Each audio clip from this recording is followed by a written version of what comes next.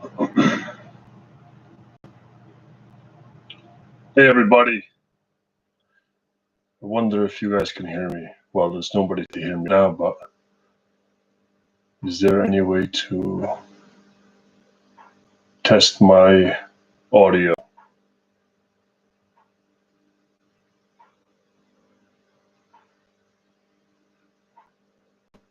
Hello, volume.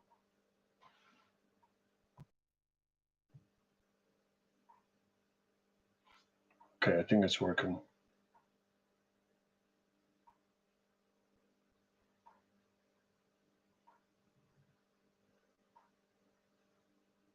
What's going on, everybody? Merry Christmas.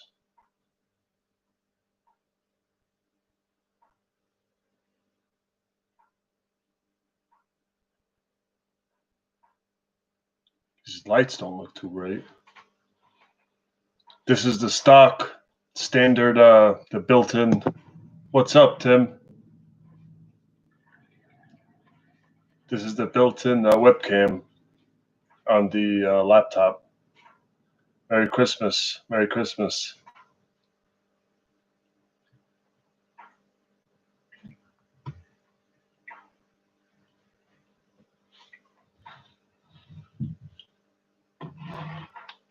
So this is my first time going live. Quality's not too bad on the camera. Could be better. We'll do a little after Christmas shopping for myself tomorrow. Get a 4K webcam and a microphone. You know what? Do I even need these?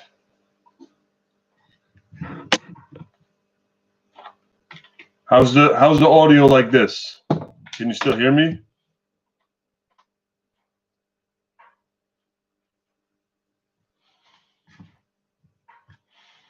Anybody got a help me out? Let me know if you can hear me.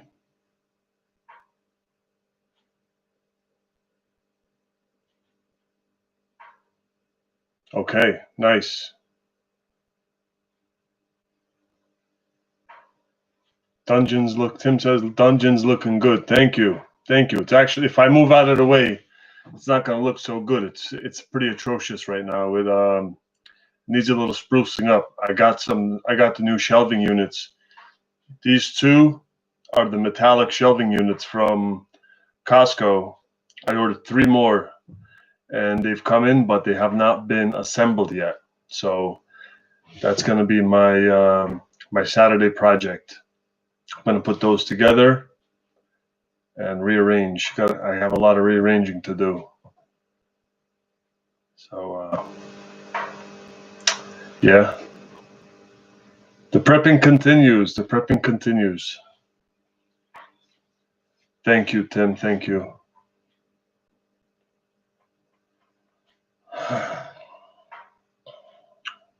Everything's open tomorrow regularly, right? Everything's, as far as I know, all the stores are open. Costco's. Christmas was good. Christmas was good. The wife and kids head over to my in-laws.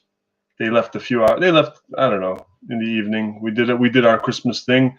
They went to go see her parents for Christmas 2.0 for them. I stayed behind, and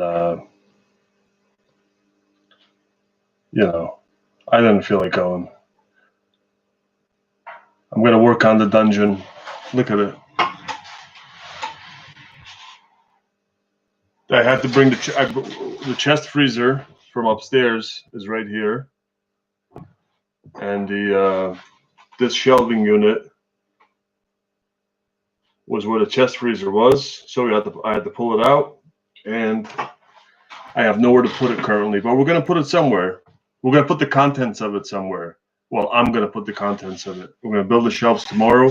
Put the contents of it. Got some rearranging to do, but it's coming out good. It's coming out good. Hey, Silver Pepper and Grandma. Merry Christmas.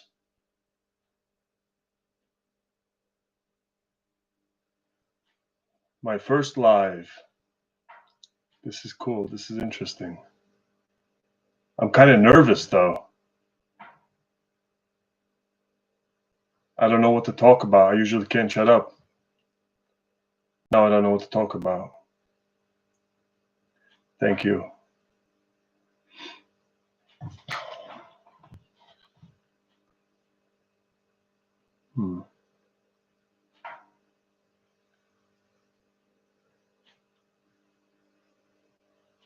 So a webcam is definitely, you're doing great. Oh, thank you. Thank you very much.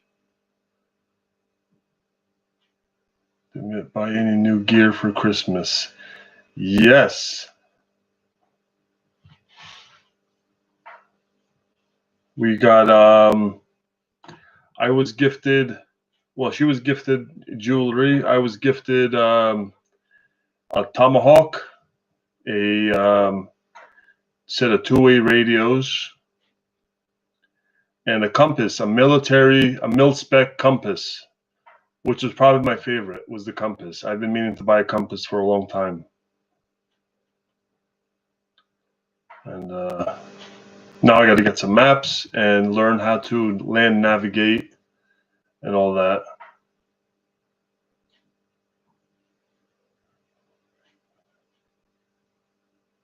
Weather.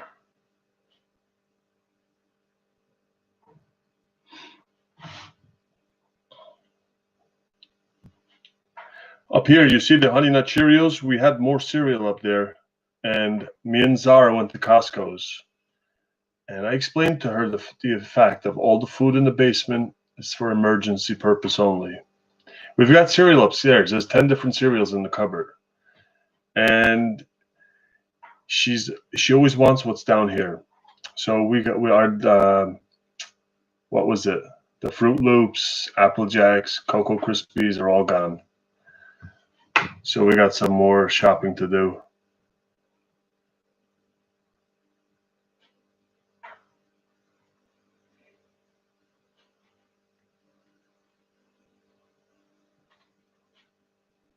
Oh, the weather. Okay, you know what? We got a insane amount of rain. It started raining yesterday late evening and didn't let up till this morning, say maybe 10 a.m. And there was some flooding, major saturation. All the snow was gone. We had, all the lawns were still covered. Some, the sidewalks. You couldn't see any grass. All the grass still had snow on it, but now it's all gone. There isn't a square inch of snow anywhere. The rain melted all the snow. It got warmer too. Still cold, but it warmed up enough to no, the rain washed it all away. But I like snow, especially on Christmas. It would have been nice. We got a rainstorm instead.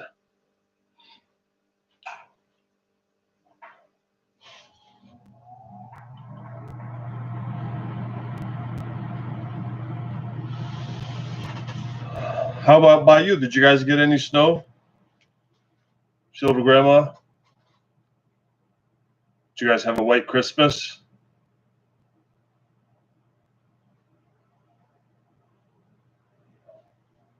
Just like the ones I used to know.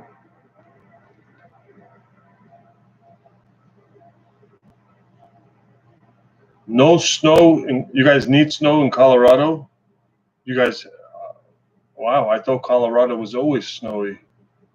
I guess that's probably just like a general misconception. Everybody, assumes the Aspen. Really? Warm and dry. Colorado is warm and dry. I would have never guessed it. I thought it was cold and frigid and snowy all the time. Interesting. I have a customer of mine.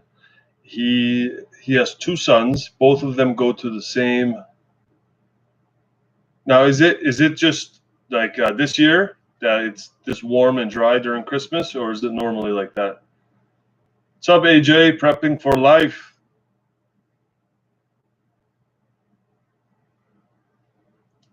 What's going on, brother? Merry Christmas.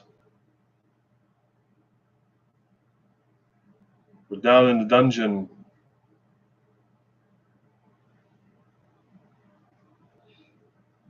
Normally no snow on Christmas. Okay. Is that all of Colorado, or probably just up in the mountains or more snowy? I would assume.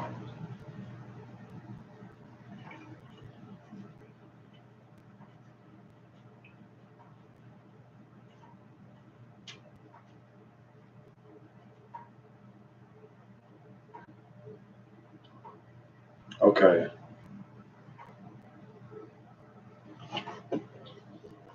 So I actually hear a lot of good things about Colorado.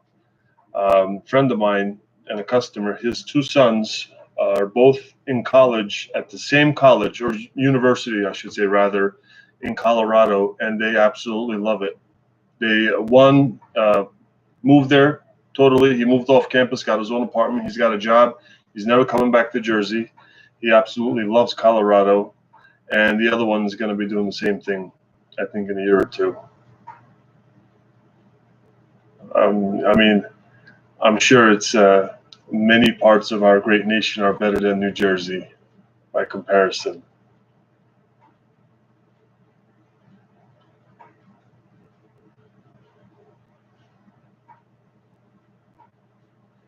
I've never seen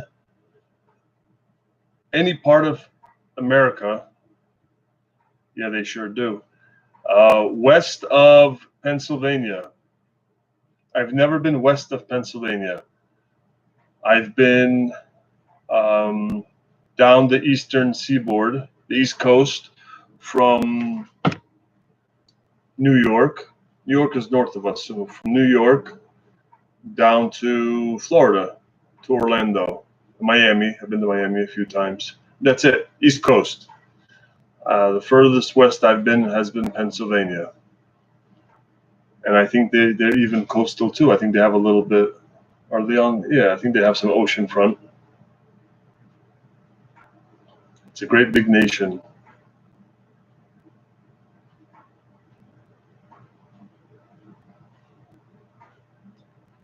I keep telling my wife, I said, let's buy a bug out house or a little piece of property. We can go, maybe camping or something in Oklahoma. She's like, Oklahoma? Where do you get Oklahoma from? I'm like, that's where Bear lives. Let's go move by Bear. And just in case, we'll be close to Bear.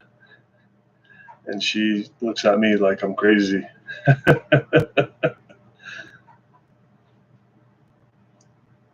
But yeah.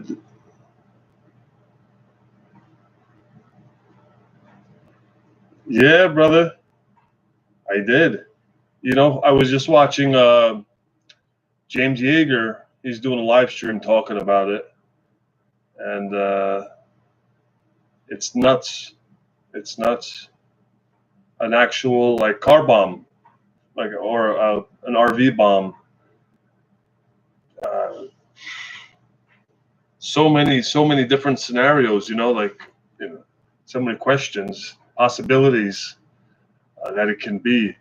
Could it be this group sending a message, or a certain group, or you know what I'm talking about? Could it be the beginning of something?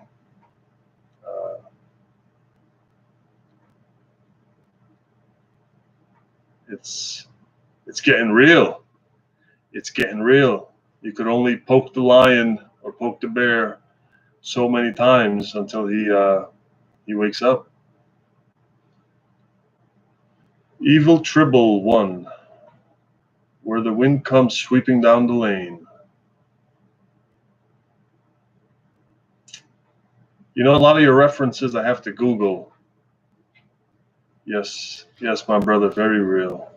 As of today, it has gotten real.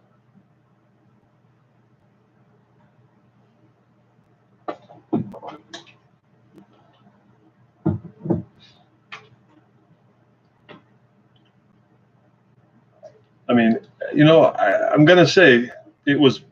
I think, in my opinion, it was a warning, a message, perhaps. Ah, okay. Good night, Silver Prepping Grandma. Thank you for stopping by. Bless you.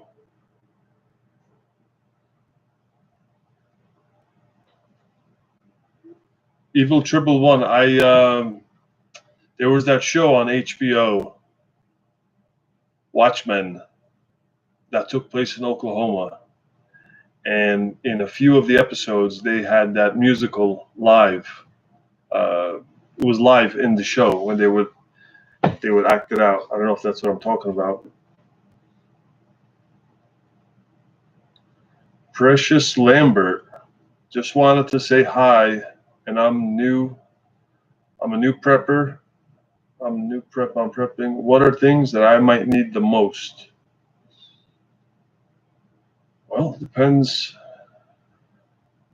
If you want a quick fix, just if you want to get prepped and prepared for what may come your way in one day, I would just get a bunch of water and a bunch of canned foods that you like, and that'll be okay. You put that aside.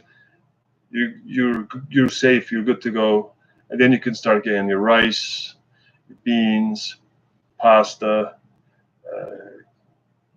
canned chicken, canned tuna, canned salmon. They have a variety of canned, ready-to-eat meats. There's different. You can get roast beef and things like that. Whatever meats you like that are in cans. Depends on how. Some preppers they prep for the short term, which is fine. I think some preppers are prepping for the complete collapse of this nation, that America is going to be no more. We're going to fall into complete chaos. There's going to be marauders and warlords, and they're going to use food as the way to control us, and they're going to seize the crops. So they're hoarding grain and corn and things like that. So it's if you're just a normal prepper, as in for lockdowns, for harsh weather, hurricane, things like that, and if you want to prepare for your family to be able to eat for 30 days, 60 days, 90 days, pasta, rice, beans, spices, fats and oils, olive oil, vegetable oil, things like that, sugar, salt, baking soda.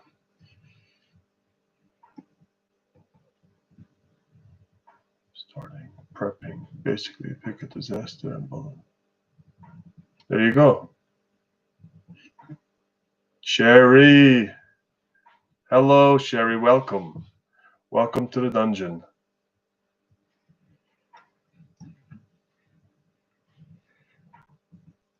Exactly. You're welcome. You know who else has a good video on starting off is oh god. What's Such Double Lot? He has the other channel. Sensible Prepper. Sensible Prepper has a decent video on starting off. That's another one I would recommend, as well as James Yeager.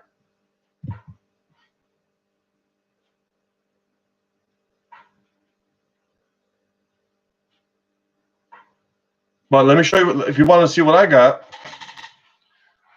So I have canned, stews, soups, raviolis, things like that.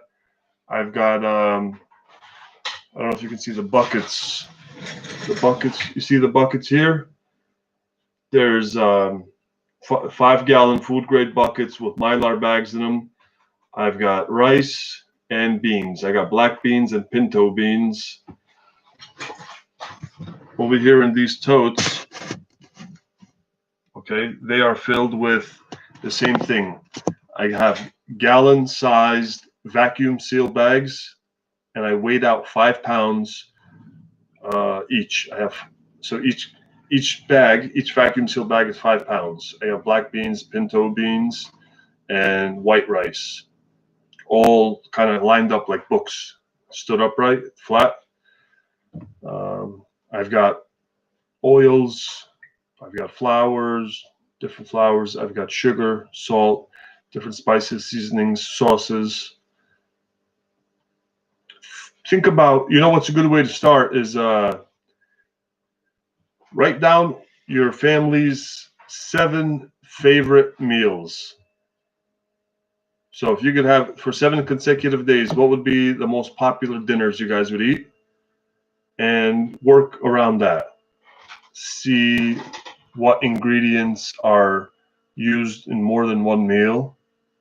Say you have a casserole you make with elbow noodles on Monday, and then on Tuesday you do something else with the elbow noodles. So stock elbow noodles, if you guys like elbow noodles, and then get, I have Alfredo sauce, I have cheddar cheese sauce, I have all in jars, vodka sauce, pesto sauce, things like that. Have I started canning or dehydrating yet? No, but I am taking out my chicken breast. I have a 40-pound case of chicken I bought from Restaurant Depot a couple of months ago. And thank you, AJ. I heard that somewhere. I think I heard that from Bear. I have a 40-pound case of chicken in this chest freezer that I'm going to take out 10 pounds of it to start off with, because it came in 4 10-pound bags. So I'm going to take out one of the bags, let it defrost tonight.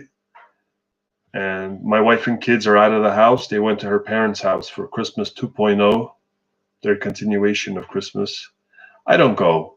It's a 2.5-hour drive, and I like sleeping in my own bed at night. They're going to stay a couple of days. So I'm going to do my canning starting tomorrow. Dehydrating, I have not purchased a dehydrator yet. We have a toaster oven. Well, I call it a toaster oven. My wife's always like, it's an air fryer. Well, it looks like a toaster oven. It's a Breville Smart Oven Pro. It bakes, slow cooks, air fries. Like there's like a little dial in the setting. And one of the settings is dehydrate. And it comes with this basket. It's got racks. So you can, there's 2 racks, and then there's 1 basket. But you can purchase additional baskets. You can put in like 3 of the baskets, and the baskets is what you use for dehydrating or air frying. So I haven't started yet, but I want to buy a dehydrator. I've been looking at them, looking into them. They've got the round ones where each round disc stacks up, and then they've got the box ones. I like the old saying, buy once, cry once. So spend a little extra. It hurts, and you're gonna like, God damn it, it's gonna hurt you for a couple of days, maybe more. Every time you look at it, you're gonna say, "Oh, I just spent $500 on this thing, and it's just sitting there." Like optics. When you buy optics for a rifle, I was gonna get I have some friends from the police department that frequent my workplace, and we talk. We shoot the breeze, and we're always talking about firearms and this and that. And he was telling me about I was telling him I was going to get an optic, and I showed him a $300 one, and he said, "Listen, get an EOTech," and it was substantially more expensive, $600 and change. And he told me, buy once, cry once. Now, I've heard that before, but I didn't always practice it. I've started practicing it now. I buy, you buy cheap things, they break, this, that, you got to replace it, or you got to go get it exchanged, returned. Time is valuable, more valuable than money. So I'm trying to buy the best quality dehydrator that I can. And I think I'm decided on it. And I don't know, Sherry, how, if you can recommend one, it would be amazing. There's one by the brand Waring, Waring, Waring.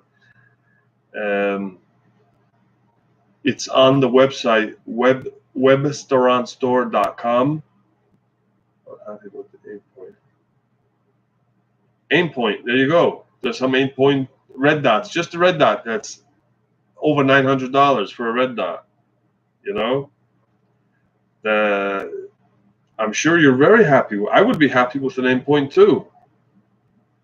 But that's my point. Buy once, cry once. You won't have to buy another red dot. I mean, to replace that one. The Aimpoint will be good to go. So if you go on webstaurantstore.com, there's a Waring food dehydrator. It says it's professional grade, commercial grade. It's got 10. It's the box one. Okay. It's got 10 shelves, 10 racks, and it's got dual settings, which I probably won't use the dual settings, but you can. It looks pretty good. I think I'm going to pull the trigger on that soon. And also what else? A grain mill. I want to get a grain mill. I saw one. I was looking into them. I Googled grain mills, or I always do the best this or the best that, like the best baby shampoo or the best. So I did the best grain mill, and it popped like one of the results was one on Amazon for $500. It's $500 for a manual grain mill. It's got this clamp. It clamps onto a workbench or a table of some sort. And it's got this huge wheel. Looks like a ship's steering wheel. I'm sure it's not called a steering wheel, but what is it? The captain says Anyway, it's got a big wheel with one little thing sticking out. You know, to crank it. So it's a big crank, but it's huge. And it's got different settings where you can get a fine, like a double O flour. Double O is what you use for Neapolitan pizza. It's finer than regular flour, regular all-purpose flour, all the way up to coarse. I forgot what it said, but you can do. It has a lot of different settings. So you can get corn. You can make cornmeal out of for polenta. You can get wheat berries like Bear. You can just store wheat berries. And if you have wheat berries, you don't have to store flour. You can do, yeah, brother, don't we all? It's gonna be. I think that's a necessity. I think that's a prepper must, you know. And it's a nice made in America grain mill, will serve you good. Will serve you good. And when the going gets tough, when there's no more flour being processed in the plants. There's no more plants, or even if it's temporary for a few months, or maybe the pandemic gets worse, maybe the lockdowns get worse. If you can make your own flour, you won't have to buy flour. You won't have to store flour. You won't have to. You just have the wheat berries, and with that, you can make pancakes, waffles, cakes, cupcakes. Bread of all types, all different things. So a grain mill would be nice. And it's not just for the wheat either. Corn, you can do polenta. You can do, oh shucks, I forgot. If you grind dry corn, turn the cornmeal. Cornmeal is very versatile. Nutritious.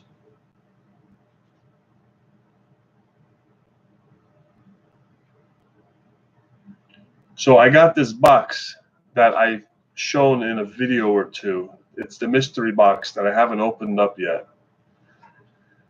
And I'm waiting to get to 1,000 subs so I can start going live on my cell phone. Right now I'm on my my wife's laptop. I don't own my own laptop. I have to ask permission to use this laptop. I'm just kidding. But I want to go live on my.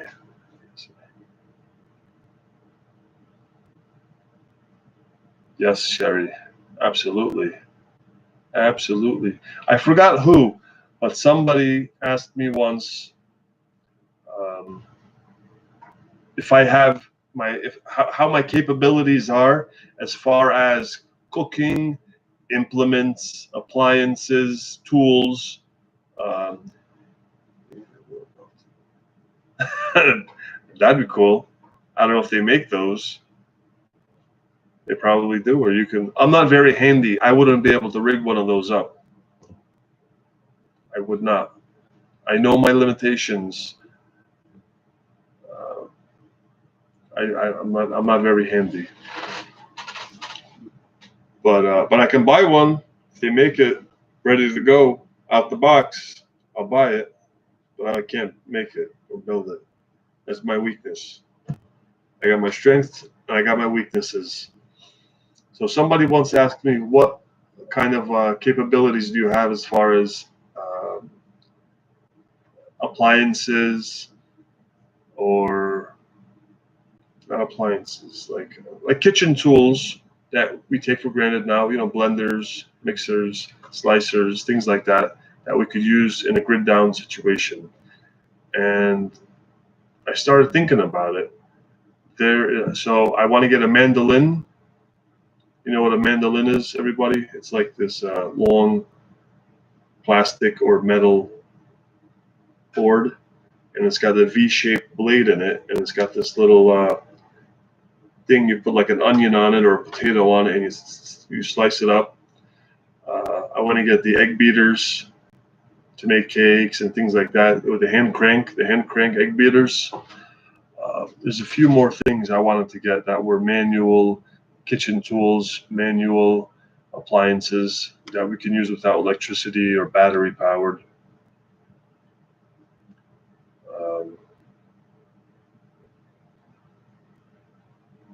I had more in my head, but I forgot. So yes, the bombing today has a lot of people talking, a lot of people on edge. You know, who's pedaling the bike? Yeah, somebody's got to be pedaling. Somebody's got to be feeding the wheat in there.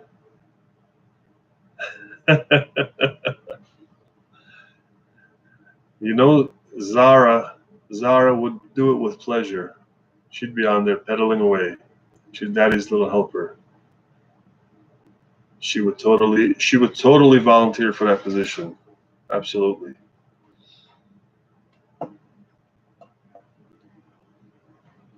So we almost lost power the last night.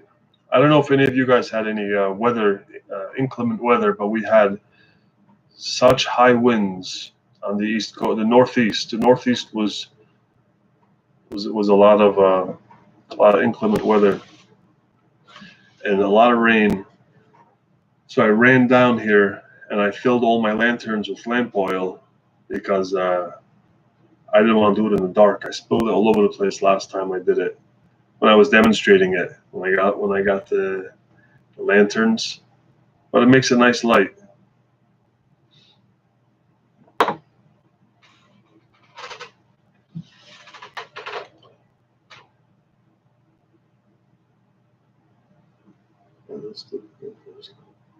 Pennsylvania. Okay. My in-laws are from Pennsylvania. My wife's in Pennsylvania right now, visiting her parents. In is it Luzerne County? Is that correct? Luzerne County? Is that? Yeah, I think that's what it is. Hold on. Let me see.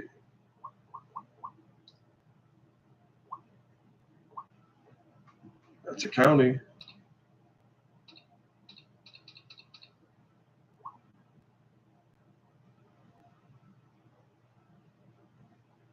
Yeah, that's it.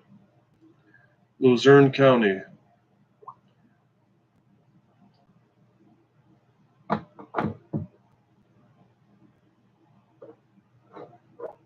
Minus 31 Celsius.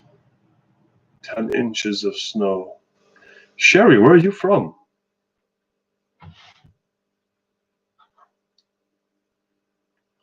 If you don't mind me asking, you don't have to answer that.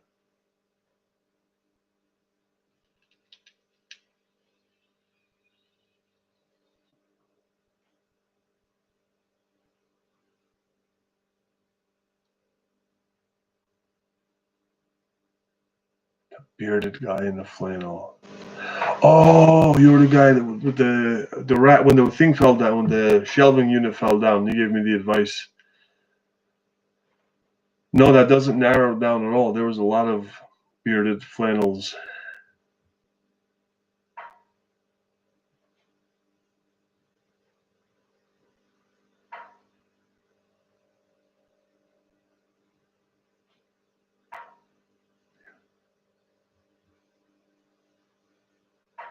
Were you affiliated with the club we were at, with the range we were at?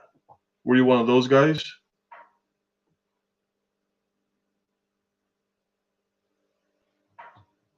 On Northwest Ontario, Canada. Okay. Okay. Yeah, I bet it gets really cold up there. You got to be a prepper to survive. Naomi Laverge, what do you think about vegetarians in the prepping community? I think that vegetarians are great. My sister was a vegetarian for many years. They're cool.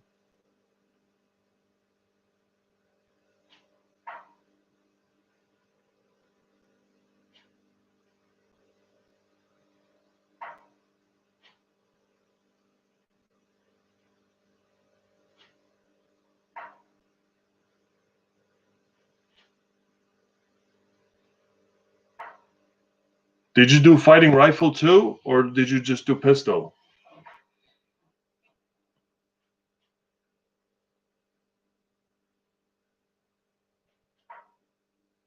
Okay, okay. That might throw me off a little bit. I did both.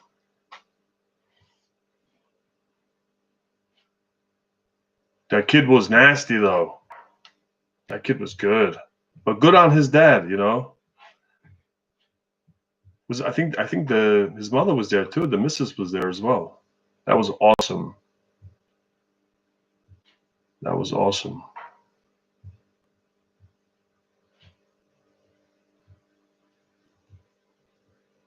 They're coming back. I don't know if I mentioned in one of our comments.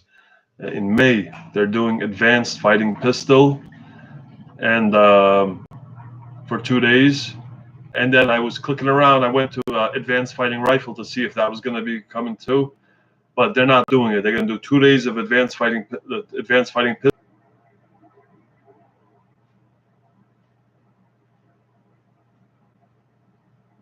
Beards and flannels is about every American. Yeah, beards are popular. You know, I work in the food service industry, so I would like to grow a beard out, and I did. If you guys remember, it was not very. You know, I kept it short, and I kept it off my throat. You know, I would keep it clean from down. But I just have this thing in my head where beards and serving people food aren't. I'm like self-conscious that people are looking at me kind of like. I don't know. I just don't think beards and food service. I mean, beards are awesome. My brother's got a big beard and he looks badass in it, and I'm jealous. I know I want a beard too, but my line of work, I don't think it goes with it. Beards, flannels, and pickups here. Nice. Pickups are awesome. Pickups are awesome. I wish I had a pickup. I came home to grab my snowblower to bring it, to transport it somewhere to clear some snow. I couldn't get it in my SUV. I said, I wish I had a pickup.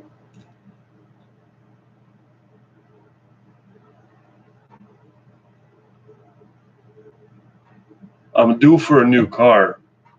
I've been having some car trouble, and it clunked out on me. I have that purple fleet. Yeah, yeah. I think a pickup is a prepper vehicle. At Fighting Pistol, it was all a row of pickups. I actually rented a pickup. My wife surprised me.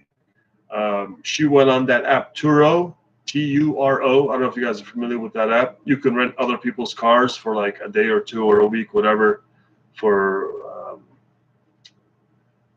It's for people that travel and things like that. And she rented me a pickup so I could have the total experience. But everybody had a pickup. Park my little Jeep out there.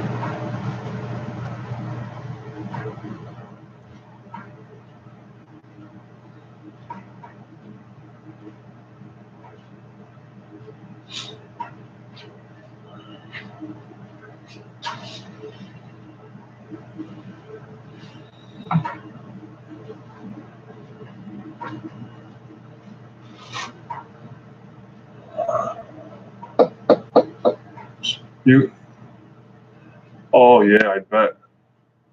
I mean, even here in Jersey, where we just have, a couple, fallings of snow in the winter, not much accumulation.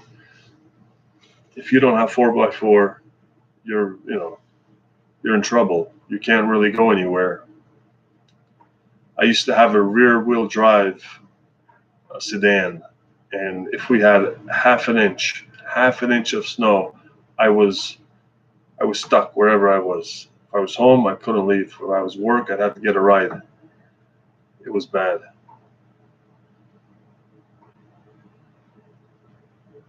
Jeeps are badass. I like that new Jeep. Is it Renegade? It's got the bed. Guns Coast to Coast just bought one of those.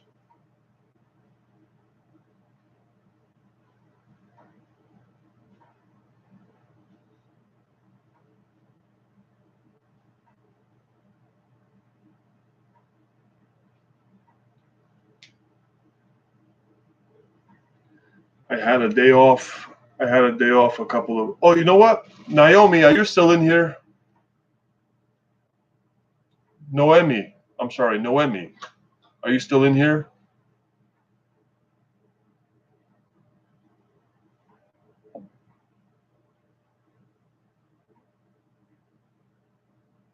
I wanted to elaborate on the vegetarianism. I didn't know what she meant. She wanted advice or. Oh, okay. So what do I think? Like, do you mean what should you prep? What should you, or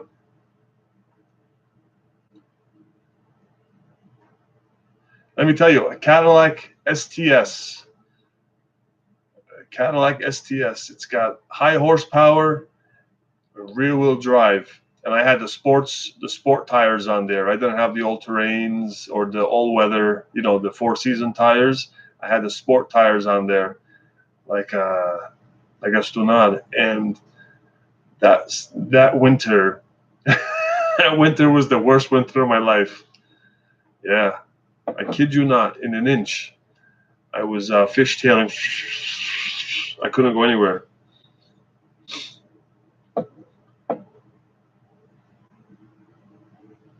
We have like 2 meters of snow.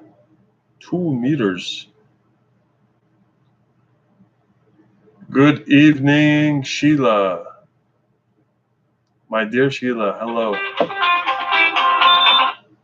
Decline.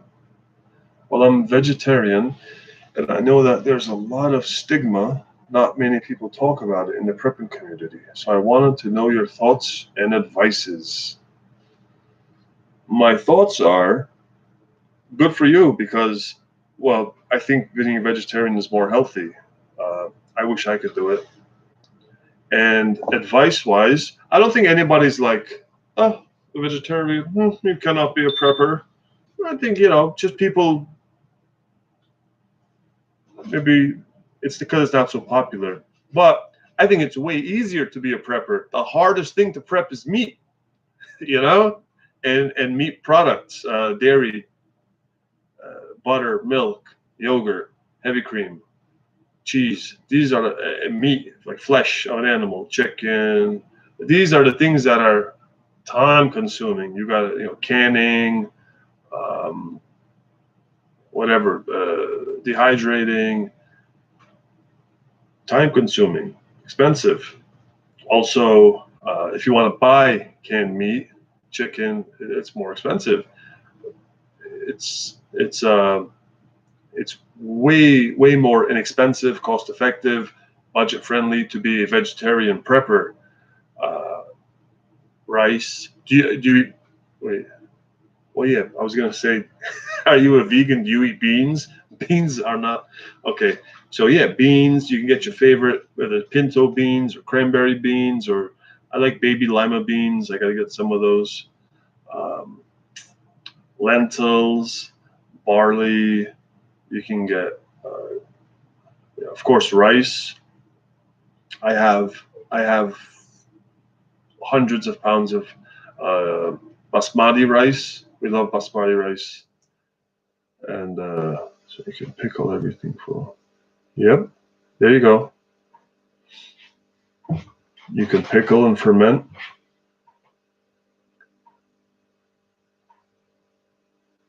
What I would do if I was a vegetarian, I would, um, sauces, a lot of like jarred sauces, um, oils. You still need. Are you just Yeah? There you go. For you. I'm sure it is. Without that much of a wide variety, it's probably, you're limited in what you can eat. Potatoes, if you have a garden, potatoes are easy to grow and versatile. I know, like the few vegetarians that I know, they eat a lot of potato dishes because it's filling, and it's hearty. It's hearty. So you can get, um, instant mashed potatoes, lots of canned vegetables, dehydrated vegetables. You can dehydrate your own vegetables. Somebody left a comment, gave me a piece of advice. Um, when I was storing canned vegetables, they said you can dehydrate them for a fraction of the cost.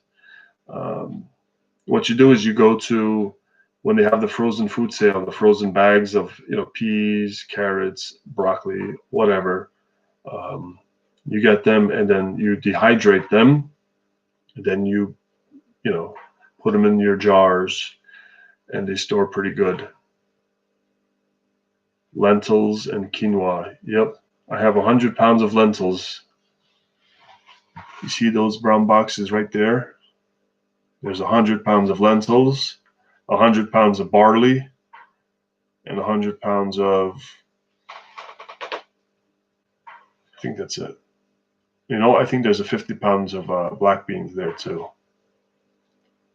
But the lentils are awesome. I have a video cooking lentils where I made lentils with rice. I'm a big fan of lentils. I want to show you guys something.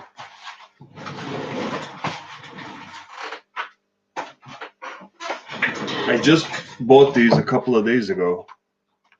It's a empanada press. Okay. There's small ones too. Focus. So you open it up, you roll, you spoon your filling in the middle, and it can be anything. You can do savory, where you can just do like a vegetable thing, or meat if you're a meat eater. Mushrooms. Yeah, mushrooms are awesome. A lot of umami, very satisfying flavor.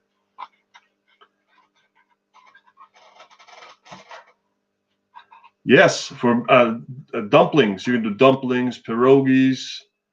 The little ones, this is like a 2-incher, and that's like a 4-incher, and this is the 6.5-incher for empanadas. But with this, you can do little dumplings, have like a little dumpling in stock, little dumpling soup.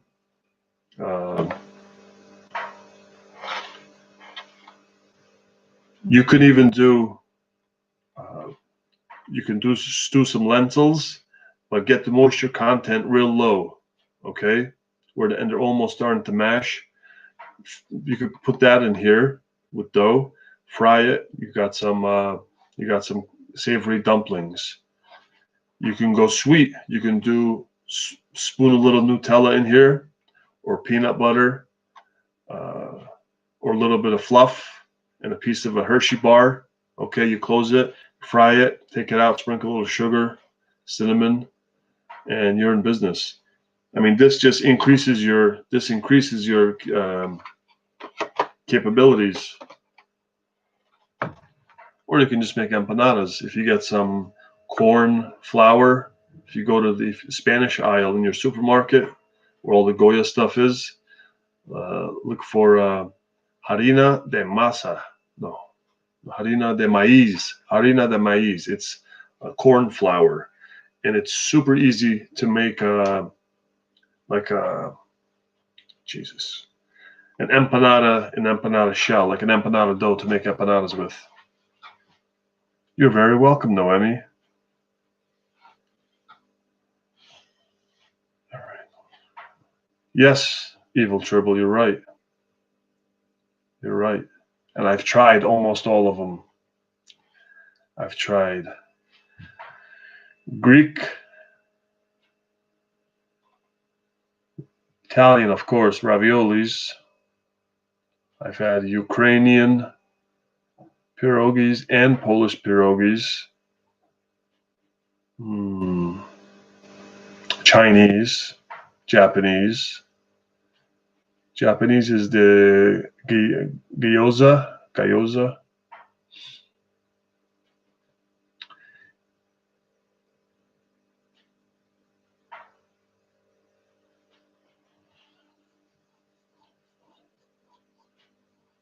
I never thought of that, Sheila Smith. When I get tacos here, they always put the grilled nopales next to it, and it's pretty good. You get a grilled jalapeno, nopales, and a long green onion with the bulbous bottom. When they put those next to it with some sliced radishes, yeah, that's good. That's good.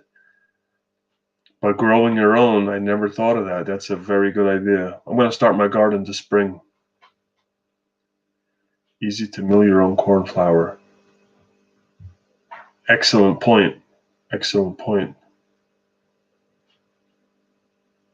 Can you do pizza dough? Oh yeah. In Puerto Rico, when I was in Puerto Rico, they had pizza empanadas were everywhere you can buy regular beef chicken empanadas. It was beef chicken pizza. You go to a gas station, and how here you go into a 7-Eleven and they have the hot dogs, or in a gas station rolling. Over there they'd have this hot box with empanadas in it, and it was always beef, chicken, and pizza. And the pizza one just consisted of marinara and mozzarella, and very tasty. I make them for my kids sometimes. Mazeca, harina de maíz. Yes. Jamaican beef patties are amazing. Yes. I like the spicy ones. There's a, in Paterson, New Jersey, there's a Jamaican restaurant. It's called the Golden Crust. And they make from scratch Jamaican beef patties, and they are to die for. Absolutely amazing. I forgot about those.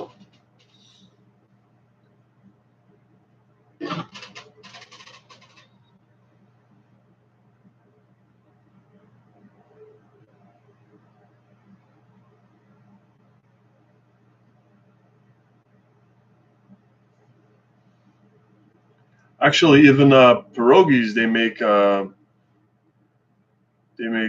sweet pierogies with a strawberry or blueberry filling, and they put like a sweet sour cream over it. Panzeroni. Isn't that like calzone or no? Am I wrong?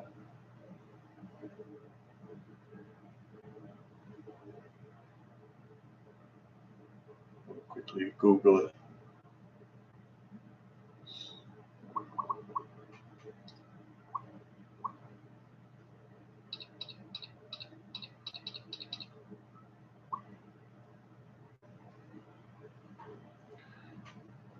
Oh, it's like a mini calzone. Italy brand empanada. I've never heard of, like, I've heard the name, I've heard the word. I thought it was just like identical, maybe just another name for calzone. But though that looks awesome. I think I'm gonna make some tomorrow with my little implement here, my little tools. I've seen dehydrated mozzarella. What do you do? Like, how do you reactivate it? How do you get it back to life? Like, um, these food companies, like Augustin Farms and the Such Mountain House, they sell number 10 cans of dehydrated shredded mozzarella. Like, how do you bring a? How can you use it? How do you make a pizza with it or a calzone? If you have to put water in it to reconstitute it, then wouldn't it be watery? I don't know. If anybody's ever used dehydrated cheese before, the cheese powder I understand because you're going to use it for, you're going to make a sauce out of it.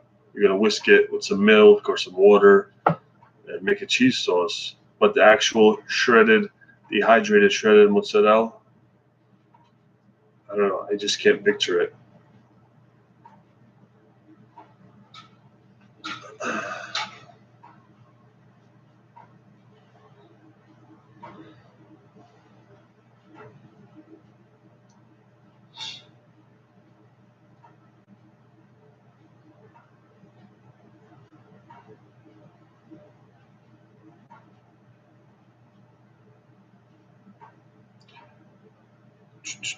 I got to get some Crystal Light. What is it? Has anybody?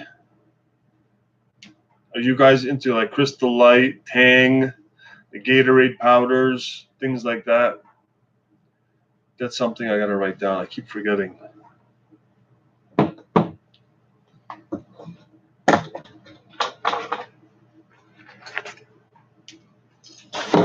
a little shopping list for tomorrow.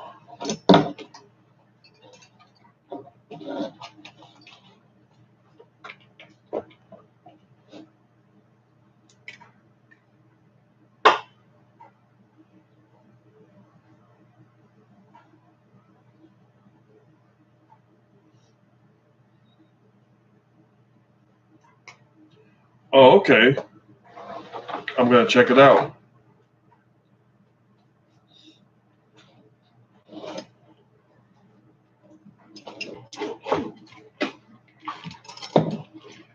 Yeah, but it's mozzarella. That's the thing. It's like meltable. Is it meltable? Is it? It's like maybe when you reconstitute it, you have to reconstitute it a certain way. And I don't know. Kool-Aid or bust. Yeah, I gotta get some. Oh, blue Kool. We never had blue Kool-Aid. Only had red Kool-Aid. Come to think of it, I only had red Kool-Aid.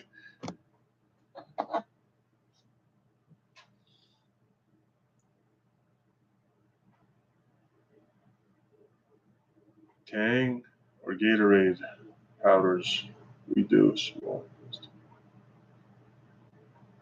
Instant coffee, like Pastor Joe Fox. His Folgers instant coffee.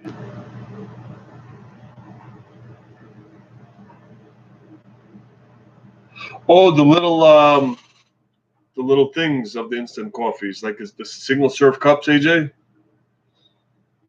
That's a good prep. That's a really good prep. Very smart.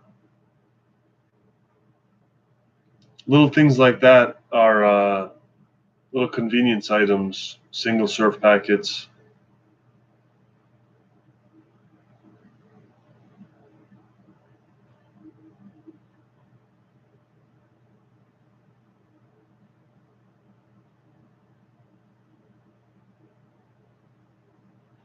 Pure caffeine powder.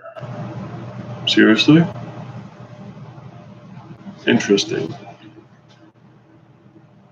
Is it called cocaine?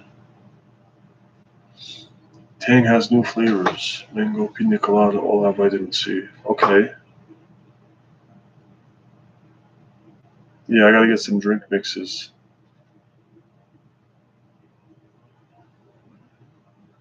Awesome. Awesome. Get home bags and random other storage areas. You know, I went online and I checked out those first aid kits. What was the brand name? The one for truckers. That's made by Honeywell. Honeywell is a big company. It's a global company, and I have to get a couple of those. I have those little IPOX, individual patrol officer kit. It's got like one thing of rolled gauze, one Gen 7 cat tourniquet, a pair of gloves, and where's my range bag? Is it too far for me to grab?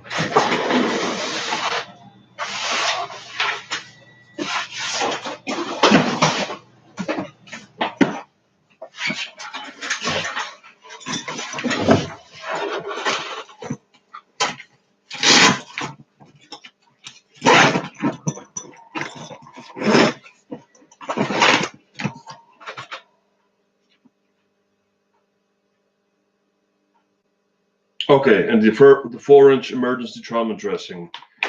I got a bunch of these in the cars. My wife's car, my car, one in the business, one in the kitchen drawer, and one in my range bag.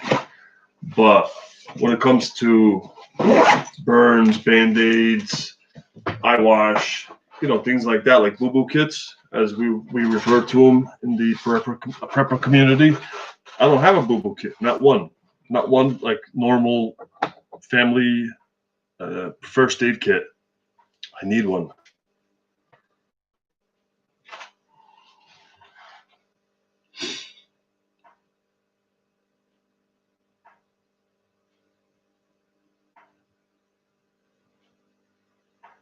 Cats don't work on small children, so cats stay in my range bag, and TK4 go in the cars. TK4, I am presuming that is a type of tourniquet. TK4. Vivian. Hi, Vivian. Welcome to the Prepper Dungeon. Well, you've been here before. Well, this time we're doing it live. This is my first live. And this is fun. This is a lot of fun because of you guys. Thanks to you guys. This is really cool.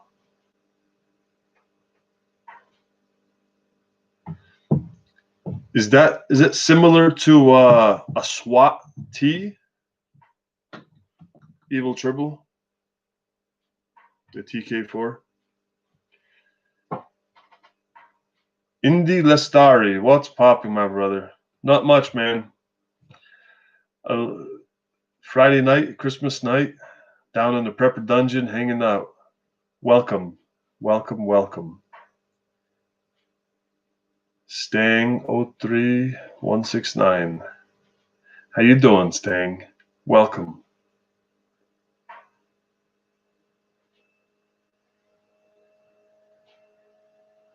Okay. I got to get a couple of those TK4s because I've got this. I've got a 7-year-old daughter, a 4-year-old daughter, and a 8-month-old son. So I have a lot of little limbs that I got to protect and care for.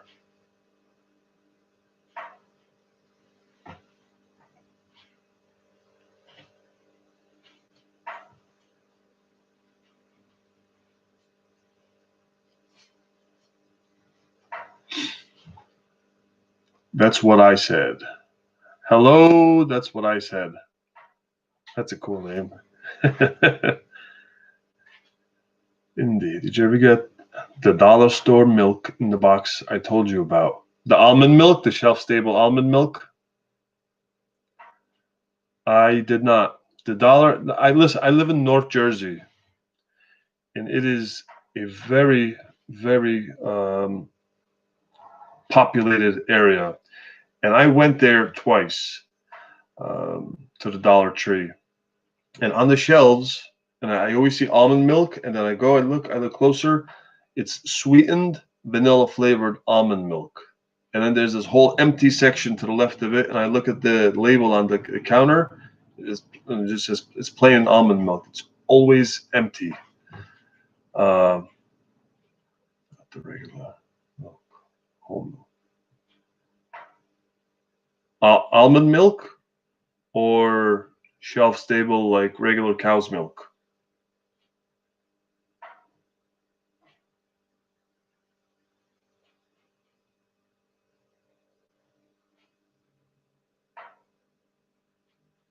Gosner milk.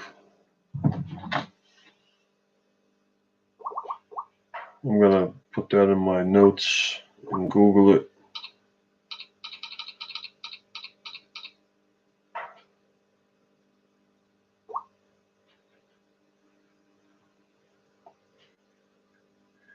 Interesting.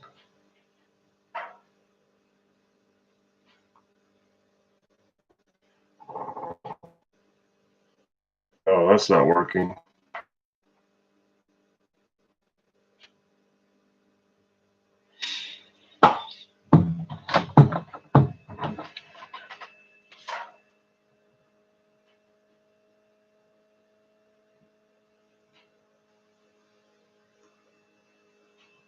That's what I said. Hey, it's Christmas, but did you add any new preps?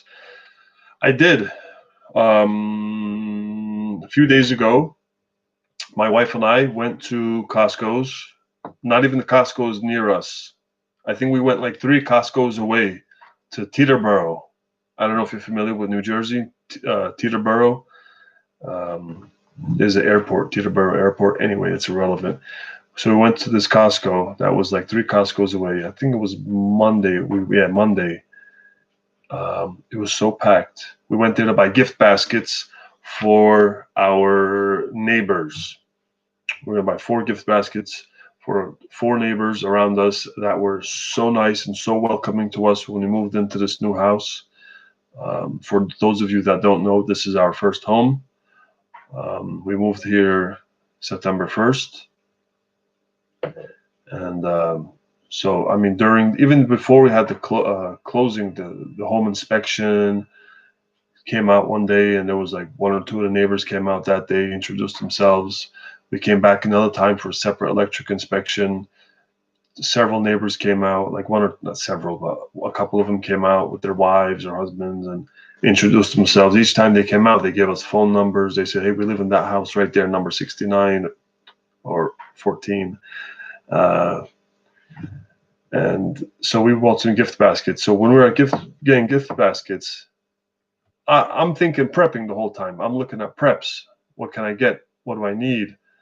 I got jarred vodka sauce is on sale at Costco currently. You get 2 pretty nice sized jars of vodka sauce, and I grabbed a couple of them, put it in the cart. Kirkland's Best Coffee I got two big 3-pound cans. I got more detergent. Yeah, I got some preps. I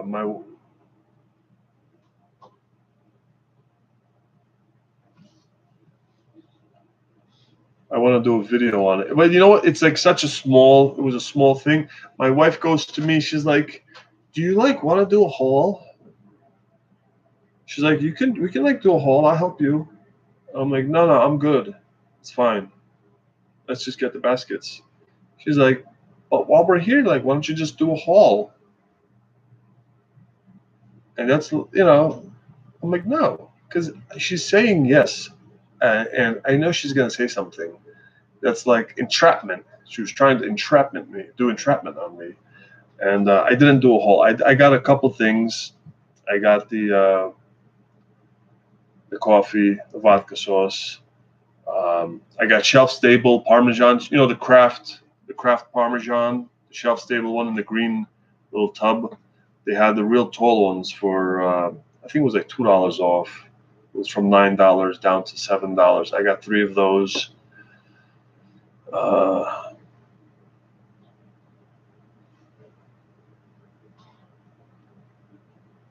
It's not big enough to make a video, but I think I'll still make a video on it tomorrow. You can order and have it delivered for pickup at Dollar Tree. I didn't know that. Okay, I'm going to check it out. I have so much. I have the equivalent of 22 gallons of Parmalat. But variety is the spice of life, my friends.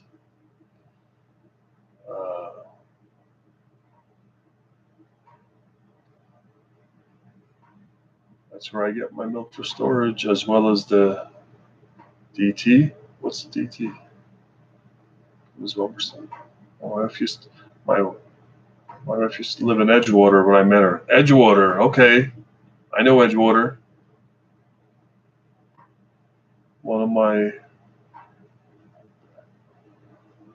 I thought it was one of my boyfriends. I say, what? Best friends. Okay. I don't know where Willingboro is. Thank you very much. Thank you very much.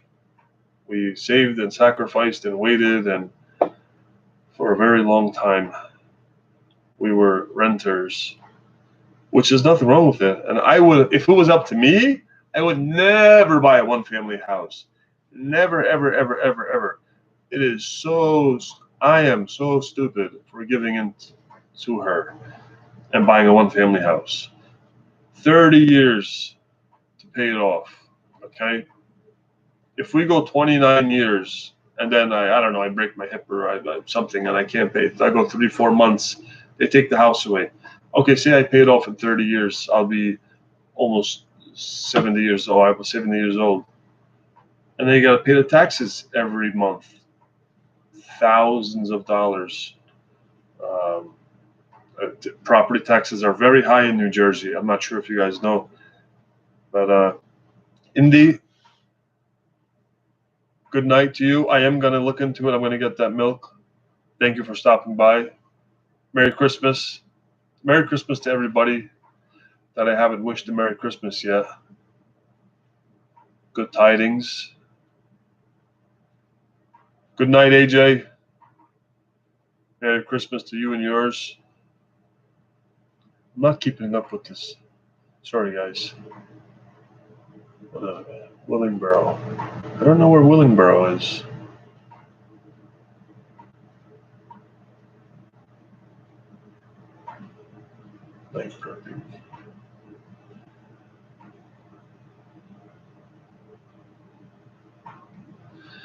You're right, Evil Tribble.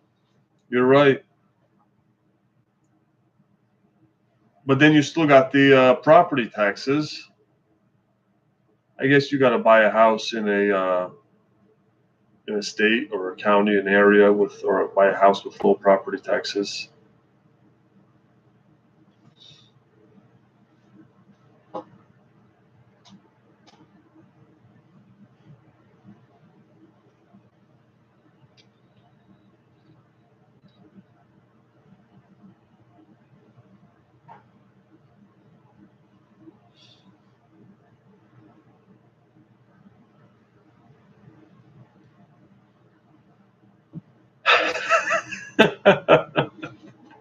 Yeah, you're right.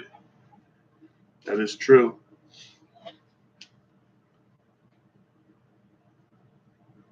It's too expensive to stay in the state after you retire. I mean, even when you're working, it's awful, awful.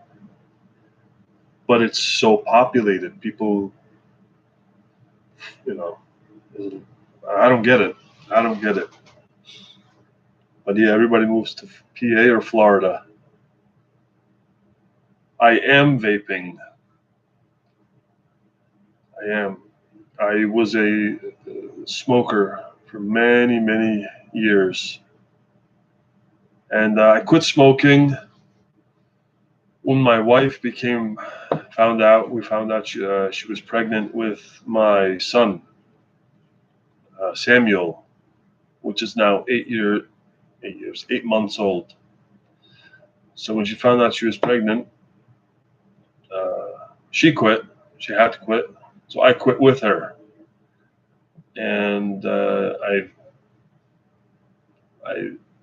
stayed not smoking. I mean, this can't be much better, but it's not cigarettes. Cigarettes have a lot. Okay, maybe this is not healthy for you. This is still bad for you, but it doesn't have all the other awful things like the smell of the smoke on your clothes, in your vehicle. It ruins your vehicle, ruins it.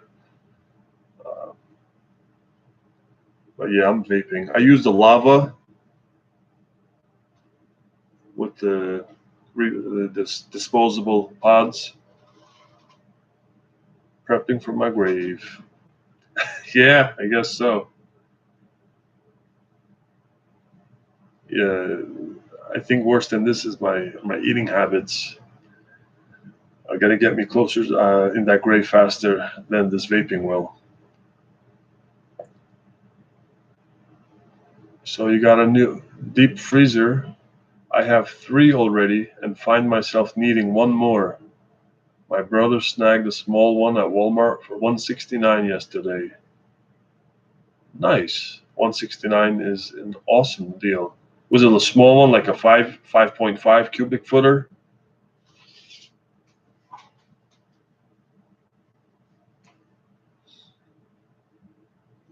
I actually, this is an old chest freezer. I bought a new stand-up freezer for the upstairs and brought the old chest freezer down here to be a designated prepping freezer. But if you got 3 already and you need a fourth one, you got a fourth one, you got a lot of stuff in that freezer. That's awesome.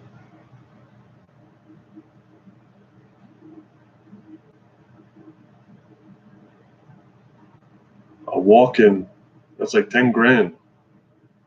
Well, not that much. Yeah, I mean almost like 8 grand.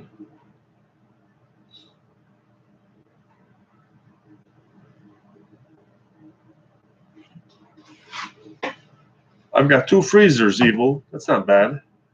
One upstairs. That's my wife's. The one upstairs is not like a prepper freezer. It's our. We've got 3 pantries in our minds. Physically, there's 2, but in our minds, we have 3 pantries. One is the everyday working pantry. Number 2 is the short-term prepper pantry, extended, but like short-term extended pantry. And then the number 3 is the dungeon pantry. It's the extra long term.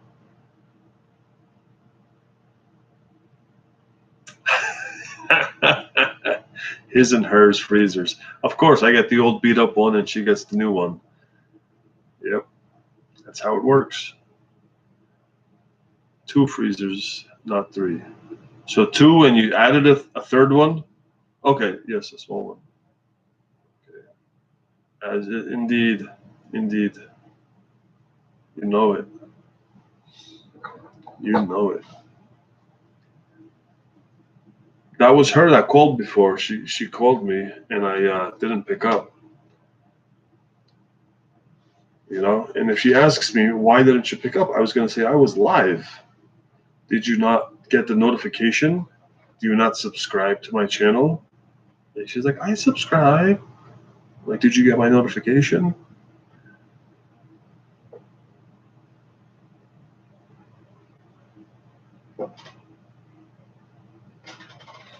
The good news is Florida is hot.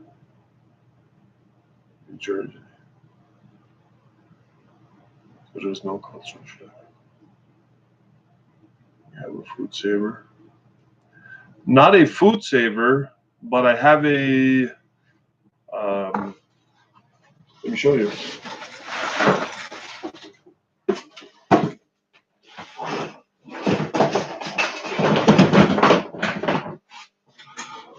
This is my designated vacuum sealing tote.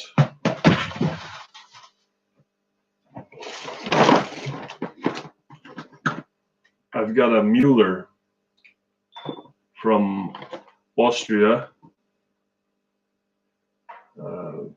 I was gonna buy a food saver, but I was reading reviews. This one had good enough reviews. It's made in Austria. I like. It seemed okay, so I bought this one, and I got some gallon-sized bags, 2 packs. 1 pack's almost finished, but these are my 200 cc oxygen absorbers. That's what I use for my vacuum sealing. And I got my tape and my marker for labeling.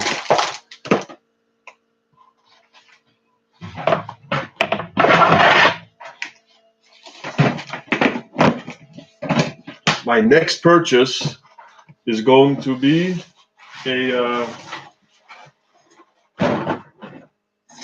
it's either going to be a dehydrator or a food mill. A grain mill. One of those two will be my next prepper purchase. What do you usually vacuum seal, Sherry? Both, yeah, right? Definitely both. Eventually.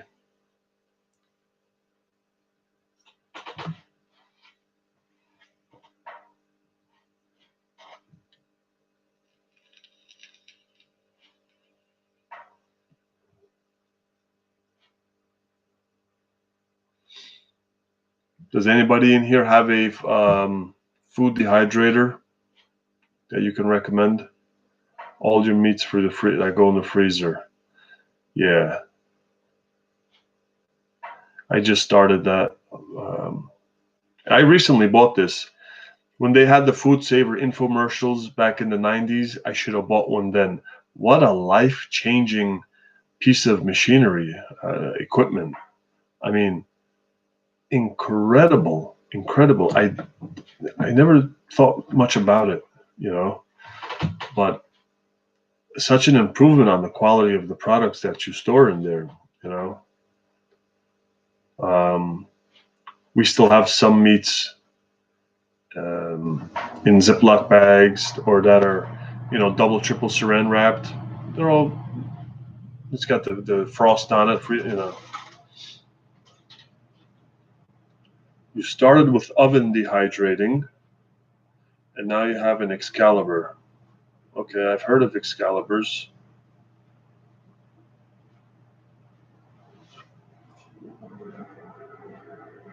Do you store your dehydrated foods in jars, in canning jars, mason jars, or do you put them in vacuum, or you vacuum seal those too?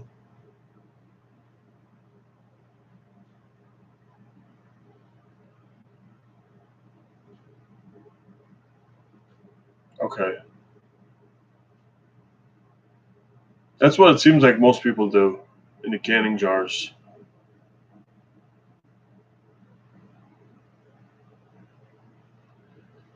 That's what I says, man, I'm not sure I want to get into dehydrating and canning just yet. maybe when I feel like I'm stocked up really well, that'll be my next phase. That's kind of, I guess, without really thinking about it, like subconsciously, that's the way I went. I've got like 500 pounds of rice, 500 pounds of beans. I've got all, oils and flours and salts and sugars and canned foods and this and that and snacks. And then I'm looking at it, I'm like, I don't think we need more food. You know, if the supermarkets just disappeared right now today, my family uh, can eat for well over a year with this. So I didn't have that I don't know, how can I say that feeling or that drive to procure, to purchase, acquire more food. I needed to capabilities, machinery, equipment, things like that to hit it with a different angle. You know, so that's I just started recently too. The first thing I bought was the vacuum sealer. Then I got the pressure canner, which I haven't used yet. I'm going to use it tomorrow. Tomorrow's going to be day number 1. I'm going to record it. I'm going to put out a video. But yeah, I think you're doing it the right way. Yes, Sherry, I cannot wait for the spring. I did a little bit of gardening in our previous house during Corona. We planted corn that did very well, beans that did very well, um, the cucumbers, carrots didn't do so good. But it was my first time. I was mostly just trying to familiarize myself, but the corn was amazing and the beans were amazing. So there is, the prospect is there. So I went to Home Depot during this whole the seed shortage, and in Jersey there was a lot of seeds. Every Walmart had seeds, Lowe's, Home Depot, everywhere had seeds. Target had seeds. Um, so I bought a bunch of seeds. I got everything you could think of. Um, so come springtime, now the land is mine. I own the land. I won't be moving, or the lease won't be up or anything like that. So I plan on starting a garden. I'm very excited, and I hope you will help me. I'm going to be asking a lot of questions on here. I'm going to be like, guys, help me out.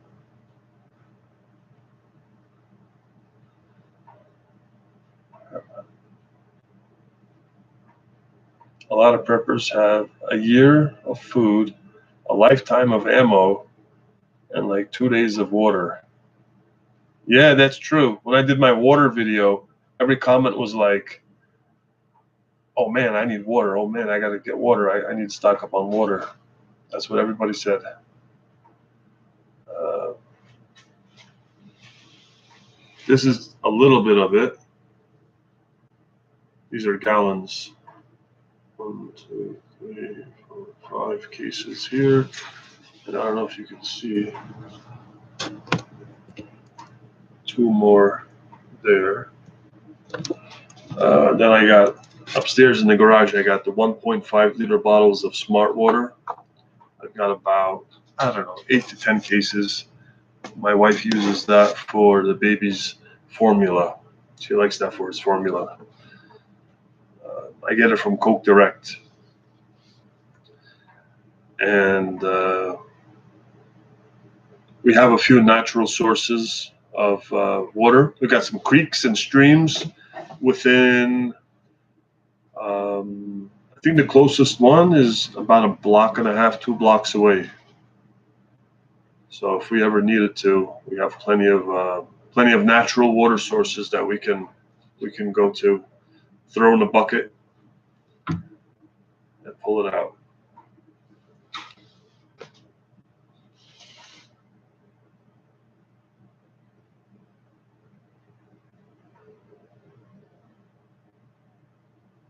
And the ammo thing, a lifetime of ammo, unless you take James Yeager's classes, you blow through it so quick.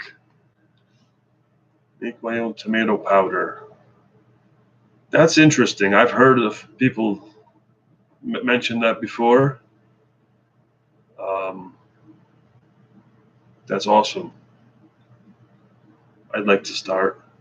You use your dehydrator for that, I'm assuming. Vivian, I am waiting to see your greenhouse. Oh, I don't have a greenhouse. Oh, I have a new house. This is my house that I'm in now. This is our first house. Heritage seeds. No, I just got regular Home Depot seeds. I got as many as I can. I got organic, but somebody left me a comment with a seed company in, what was it, South Dakota,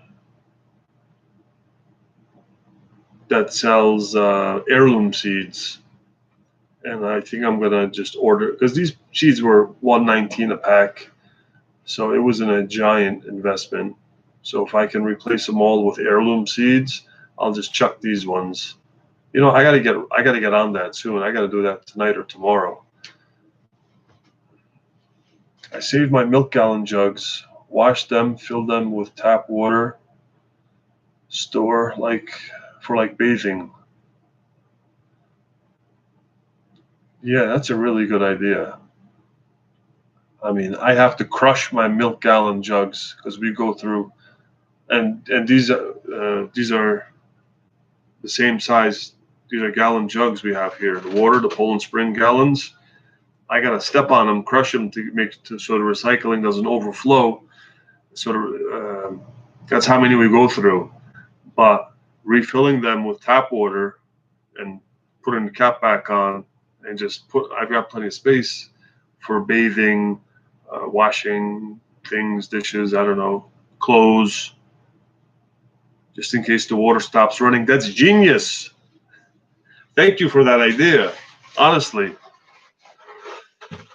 I'm throwing all these bottles away. Well, recycling them, but pumpkin powder. Very interesting. Very interesting. Like pumpkin powder. What would you do with pumpkin powder? I can't think of a use for it. The tomato powder I can, soups and all different things, even rice. Pumpkin powder.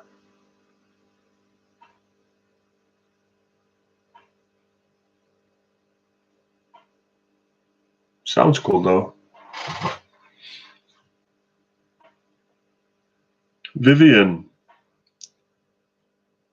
where are you from? You don't have to tell me your state or your city, like regionally wise.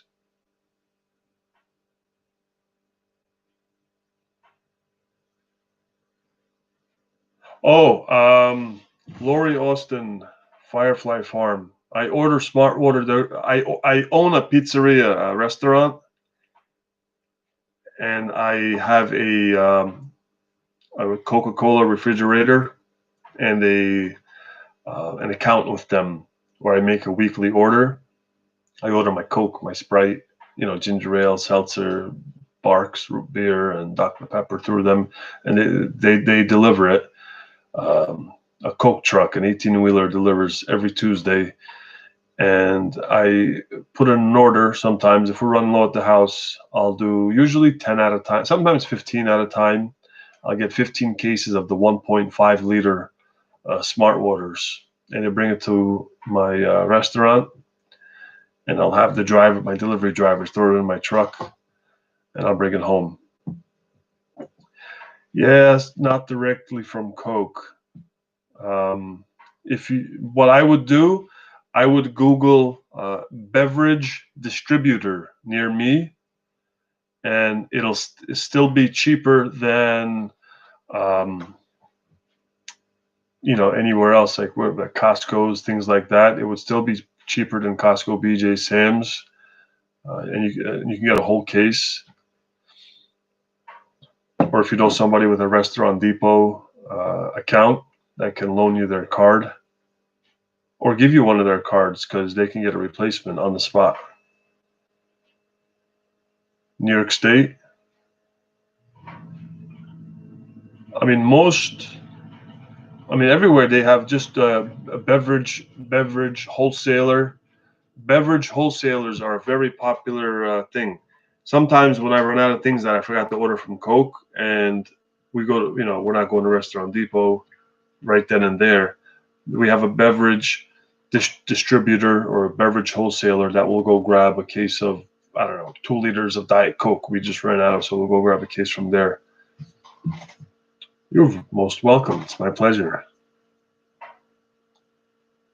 You rehydrate, make pumpkin pie, or add to soups to thicken. Put on dog food. Oh, dog food. You know what, Evil Tribble? It actually helped my business. I kid you not.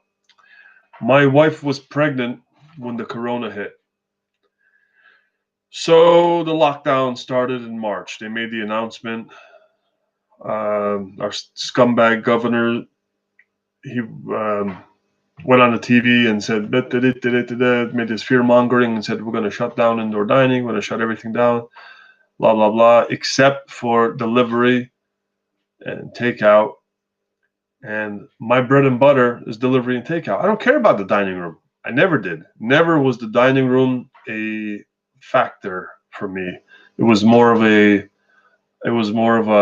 novelty item, just for some customers really want to sit, bring a bottle of wine, hang out. So, but I was glad to see it go because we do a lot of deliveries. And once the lockdowns hit, my wife was like, we got to close. We got to close. We got to close. We got to close. I'm like, no, I'm not closing. I have a community to serve, 1. I got a family to feed, 2. I got a little bit of savings. We'll blow through it in a month. Maybe it'll cover 1 month bills. Rent for the house, rent for the shop, car payments, and then poof, that's it. It's gone. And I told her, your Amazon spending, and that's it. But she kept nagging me. But I fought it. So when the lockdowns were put into order or effect, the first week of lockdowns, my business shot up. We were making 30% above average. We were killing it. And I stayed open 1 whole week with lockdowns, absolutely killing it. And now my wife, she's her due date was May 11th or May 11th. And so she's huge. She's pregnant. She's got my son inside of her. Okay, my first son. And she's hysterical. She thinks I'm going to get corona. I'm going to come home and give it to her. And she's going to have corona. And the baby's going to have corona. And the corona. And she's eats, sleeps, breathes corona. And I got word for her. I got word for the baby. So I complied with her. So I said, okay, I will close. Just relax, please. Take it easy. It's going to be okay. I'll close. And she told me, just close till April 1st, and I'll be happy. Turned out we closed until May 18th. 8 weeks. It was exactly 8 weeks we stayed closed. We reopened on a Monday. Monday was dead. Like, we did 50% of our usual sales, which was okay. And then Tuesday, boom, it was like we never left. It was good. I have a very high overhead. I'm not by any means, making lots of money. I do enough to, support my family, but we've made a good name for ourselves. We use high quality products. We give good service. We have high standards, no skimping, no cutting corners. So once we did a little Facebook blast and an Instagram blast, like we're back, something. And the first day was slow. Second day was back to normal. And we have no dining room, so a couple of the girls, the counter girls, the waitress girls, I didn't need them anymore. My dishwasher, I didn't need him anymore. He was a prick anyway, a pompous, arrogant little bastard. Um, so I let him go, and we're making just about the same in sales, with a little less overhead now. We've got one or two less girls and one less guy in the kitchen. So thank God. I thank God a dozen times a day that I wasn't affected.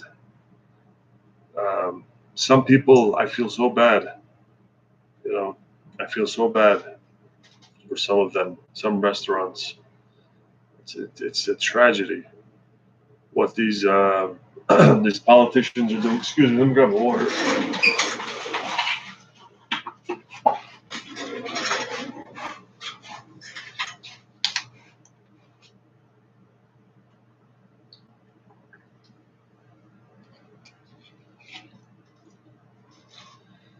Thank you, thank you.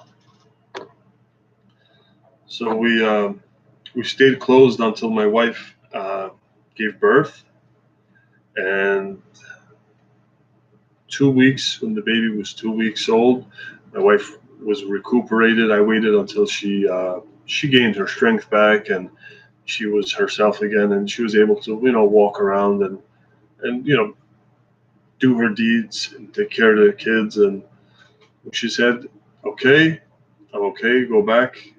Then I went back, but yeah, I mean, I'm lucky. I'm lucky. I'm blessed. I could have easily been one of the other, like the thousands of other restaurants. Sad and scary, but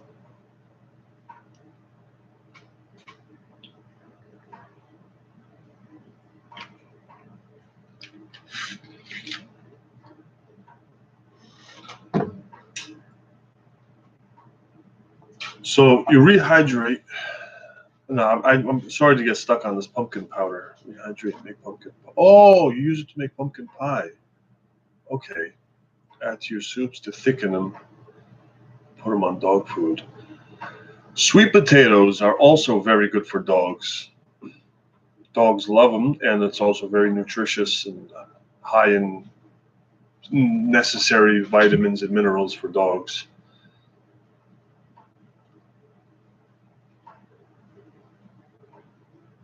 Anybody in here garden? Anybody a gardener?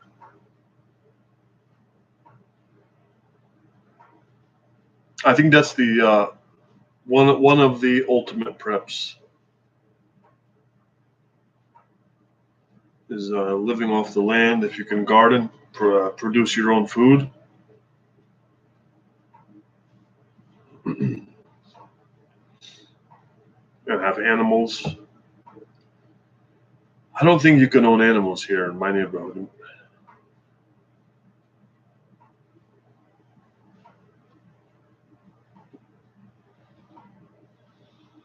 No gardeners, huh? That's okay.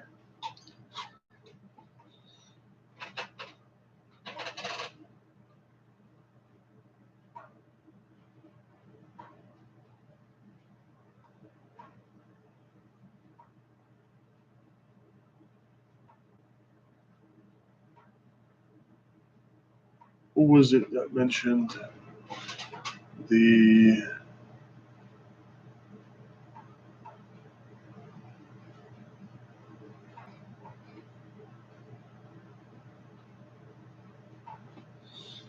Okay, here we go. Vivian Smith, hubby grows the best tomatoes, but nothing else. Better than nothing. Hey, Ron. Welcome. Merry Christmas, brother. Welcome. Welcome to the dungeon. Welcome to the chat. Welcome to the first live stream.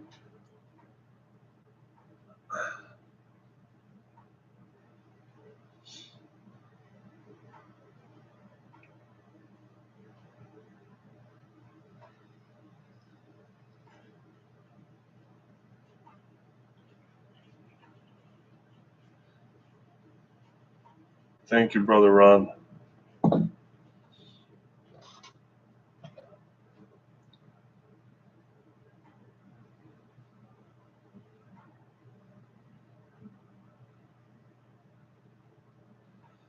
Sherry, we have a local farmers market, well, a local farm here, three towns over. They make their own honey, as well as uh, what else? They have milk, things like that, and then they have their vegetables, of course, and trees and flowers and little saplings, things like that. Uh, I go I go there when I can, to buy produce. It's good to support small businesses. You farm. Yeah, Ron. I've been meaning to apologize. I was gonna.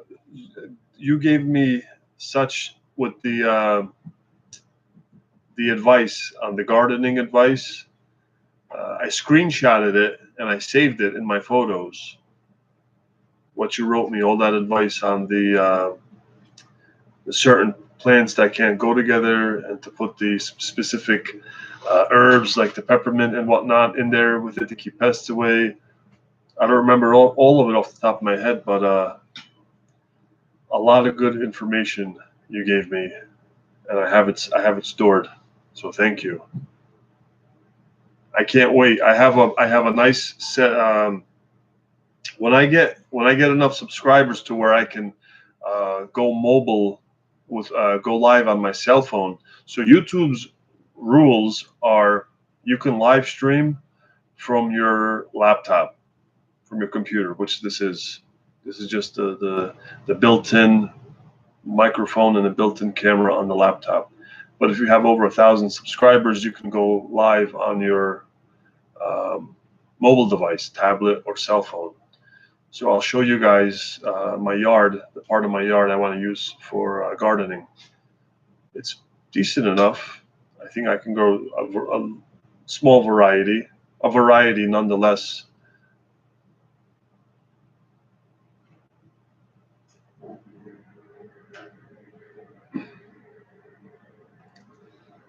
So, Ron, if for a Jersey guy, we can all live in Texas, and have sprawling acreage. For a Jersey guy living in the suburbs, say I'm limited to, I don't know, maybe 6 or to 10. Let's say 10 crops. But I want it to be a prepper garden. What would be a prepper garden to sustain myself and my family? That we can, like a caloric sustainment from, let's keep it at 10 vegetables, or not fruits, obviously. Maybe, I don't know. What would they be? Potatoes and tomatoes and onions. I can think of those three. Raised beds. I don't know if I'm going to do raised beds.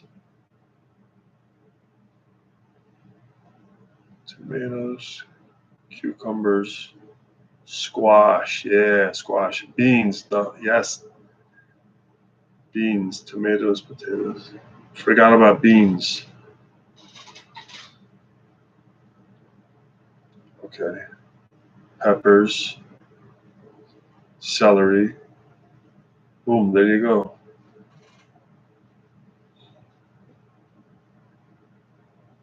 Yeah, that's it. I mean, that's basically a list of the produce that we buy anyway. We don't. I mean, eggplant, spinach, carrots. Okay, there we go. Yeah, that's it. There's the grocery list right there. That's literally everything we eat.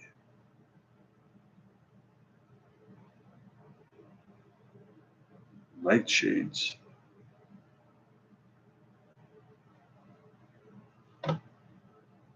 True leaf.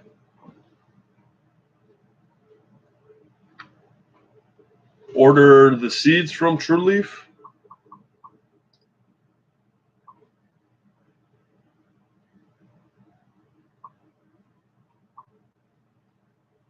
Okay.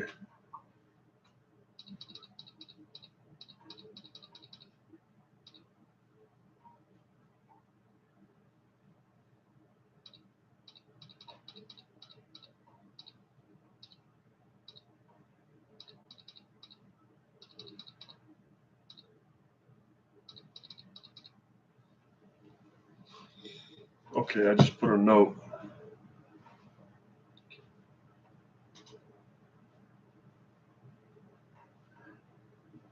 Thank you very much for all that.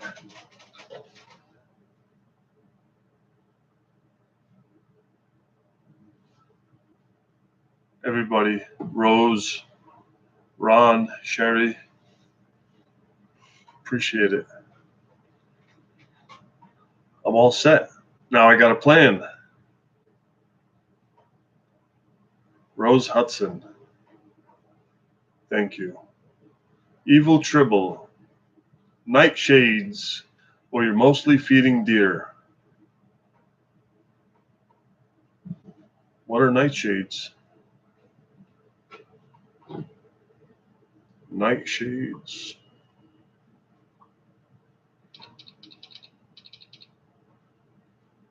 Oh, it's a plant.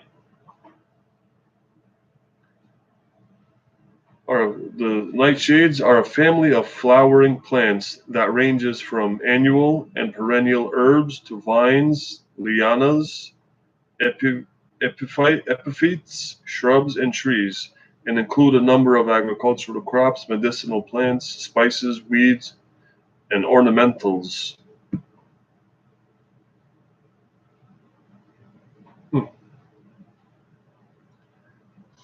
Plant garlic, opposite of everything else. Okay, Ron, I'll keep that in mind.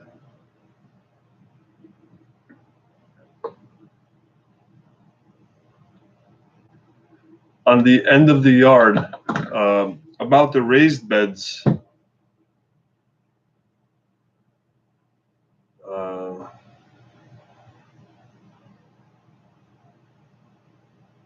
Sherry Leach. And the end of the yard where it divides, we have a fence that divides us from one of the neighbors. There, it looks like raised beds, but there's so many weeds, overgrown weeds. It's like you've got one level,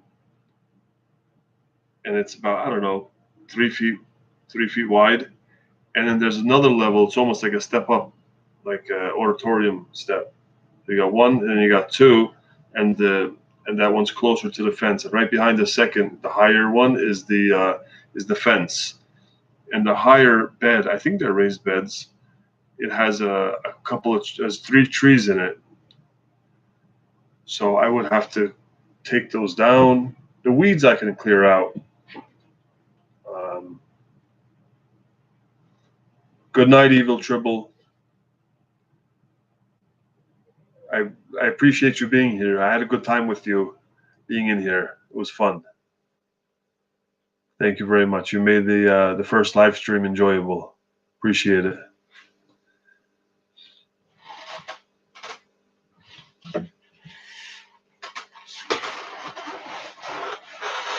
Time in and around your vegetables. Okay.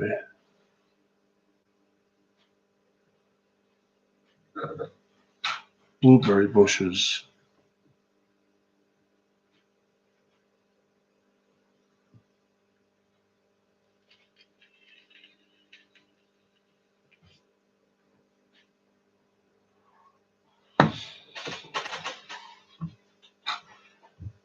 Cucumber plant.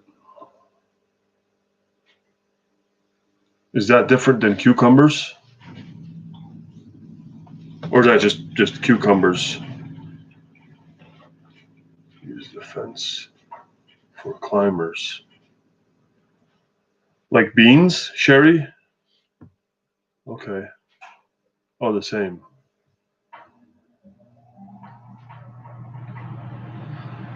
Cucumbers are something we consume a lot of.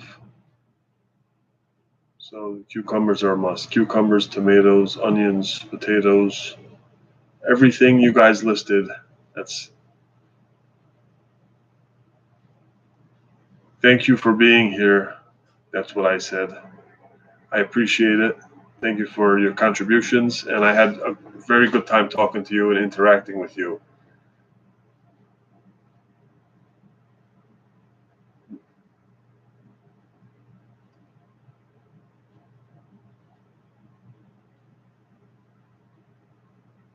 Do they like multiply as in what is that called? What plants do, where they pollinate, like how they kind of spread out on their own naturally, and do they take over other vegetables, or should I keep them separate?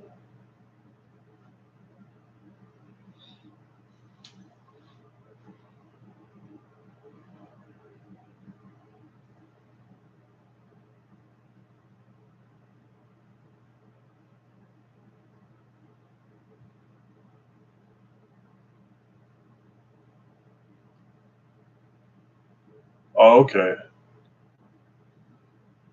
Right.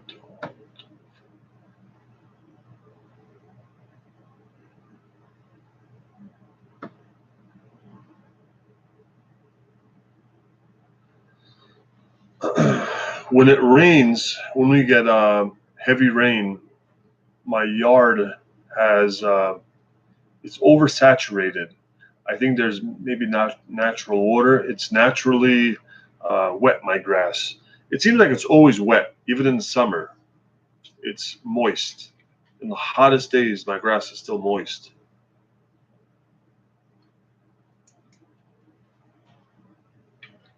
And we just had like 12 hours of rain from Thursday night until this morning, and there's puddles. The ground is so saturated that the water, the rain is just puddled up on the grass. I don't know. Would that be bad? Would that be? Can I garden like that?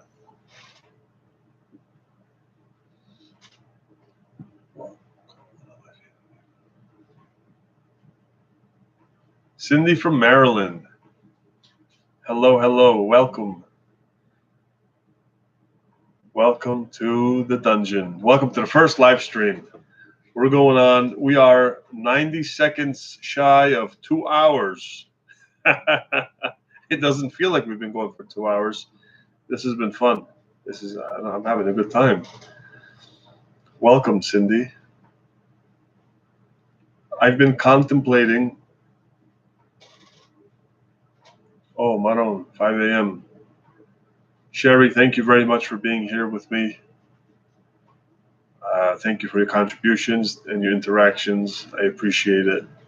I had a good time hanging out with you. You're welcome in the dungeon always. Be safe, my dear.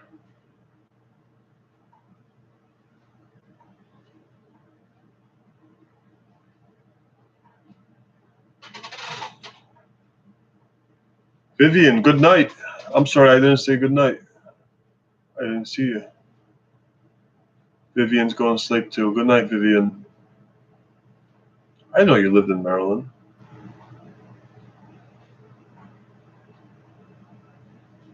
It rains a lot. I'm in East Texas. I water 3 times a week.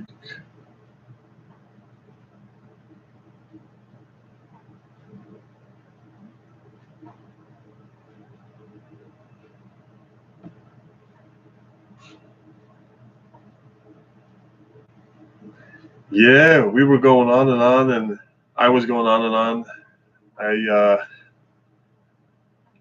I've been thinking of.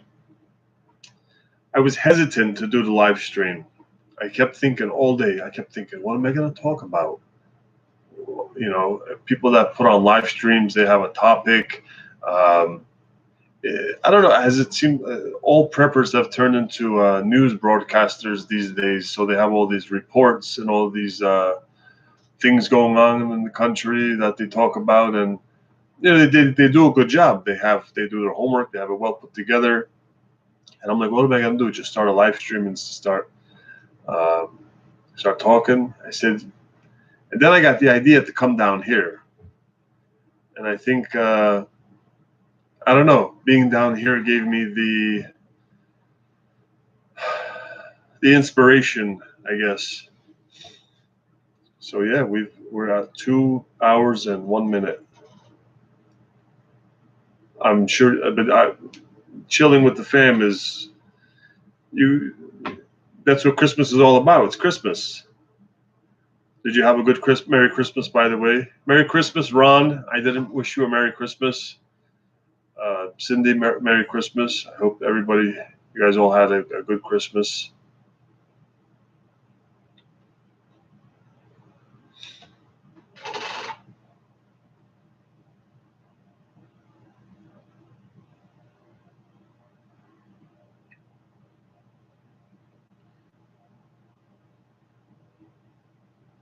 So these lights right here, I got to do something about these. I don't know. See, look. No, there's two more.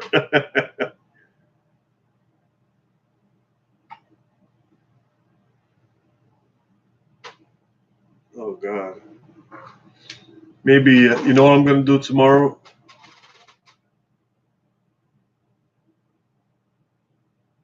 Merry Christmas, Tony and chat family. Yes, we're blessed. How's your family? Thank God, we're blessed too. We did, we had our day together, family. Um, my parents stayed home with my brother and sister that live with my parents. We're five siblings. I'm the oldest of five. I'm married with children. Sibling number two, my brother, he's married with children. He stayed home. Sibling number three, 4, and 5. Sibling number 3 is my other brother. So it's 3 boys, the oldest 3. Sibling number 3 is divorced, no kids. He lives back at home now. Sibling number 4 is my sister. She has her husband, and her son, her 2-year-old. They live at my parents'. And sibling number 5, the baby of the house, is another girl, my youngest sister. She lives at home. So they all stayed home. We did the whole distancing thing. Not because we had to, not because the governor said so, just to be safe. My parents, it was more their idea. They said, "Listen, guys, let's just play it cool, play it safe this year, and we'll, we live 10 minutes from each other. We go over each other's houses all the time, but today they just wanted to, I don't know." So my wife, she went to her parents' house a couple of hours ago. We ate, we had dinner, we played with the kids, and we hung out. Our typical Christmas, and now I refer to it as Christmas 2.0. My wife goes and she celebrates with her family. She'll be there for a few days. I'm in North Jersey.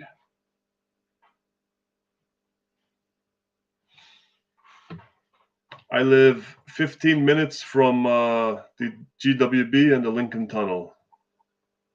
Either one. Pick one. I'm 15 minutes from both. And about 60 minutes from the Pennsylvania border. Her family is in Pennsylvania. 2 hours and 20 minutes. Excuse me. About 2 hours and 20 minutes away from here. Scranton. I don't know if you ever heard of Scranton, where The Office, the show The Office was filmed. Not in Scranton, but maybe like 20 minutes outside of Scranton. There's another city. Is it a city? Wilkes-Barre, Scranton, that area. They live in one of the small towns surrounding those cities, and in the suburbs. Oh, okay. You know the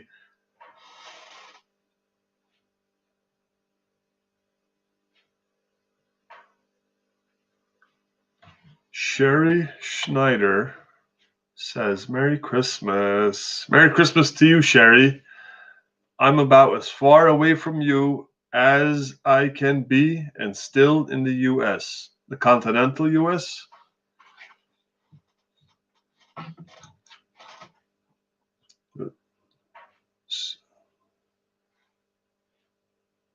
Cindy, um, by the looks of all those exclamation points, you are familiar with Luzerne County or Alaska. That's awesome. I think Alaska is so cool.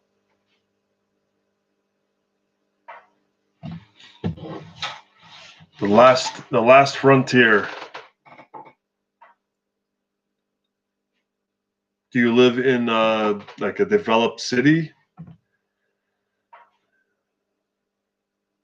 or are you in the rural regions of Alaska? I love that show, Wild Alaska. Is it Wild Alaska?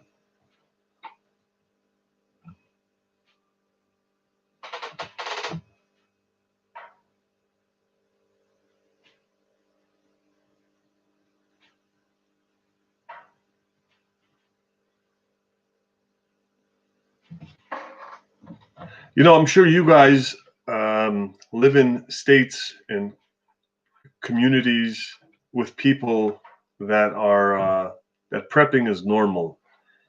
Uh, you know, in New Jersey, you can't even. There are no preppers in New Jersey. It is literally not a thing. Seriously,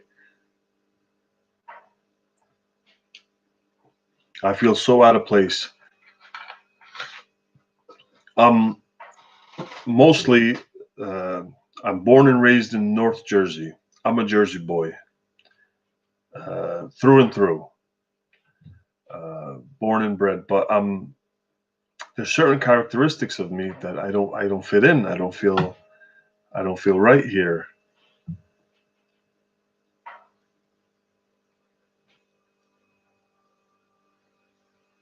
I can't watch those shows. I yell at them. Oh, because you're the real deal. They have to follow a script. I'm pretty sure, right?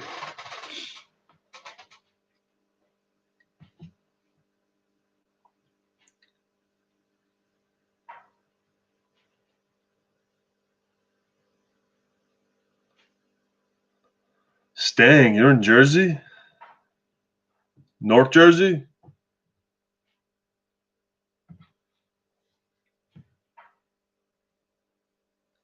Ron says, I'm in the country. Town folk around here are unprepared, though.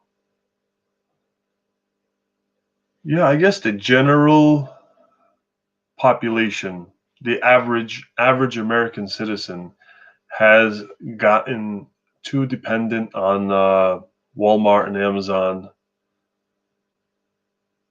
and just how can I say? They think it's going to be there forever. They think Amazon Prime shipping and Walmart and just the modern conveniences and safeties and 911 is always going to work and Wi-Fi is always going to work and law and order will always be there. God willing, it will be, you know. But there are, especially in 2020, after March of 2020, if you're not a prepper, if you haven't become a prepper, I don't know what to say to you.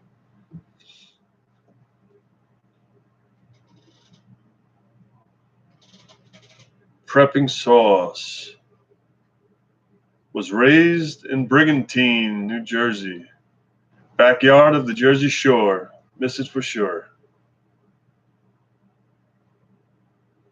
A, a I don't know. I was gonna say, listen. When Jersey's Jersey, we can be our own nation. We're different. I don't know if I could live anywhere else. I feel like sometimes I want to, or I think about it. I say, I should move to the country, or I should move here, there. I can do this and that, and um, gun rights. Oh, the gun rights are horrible, horrible in this state. It's like you are just automatically a criminal uh, for you can't even talk about guns in public without fear. It's really bad. Just for that alone, I want to move. But I don't know. Jersey's Jersey's home. Vineland, okay, close to Philly. Right, that's right over the river from Philadelphia, right?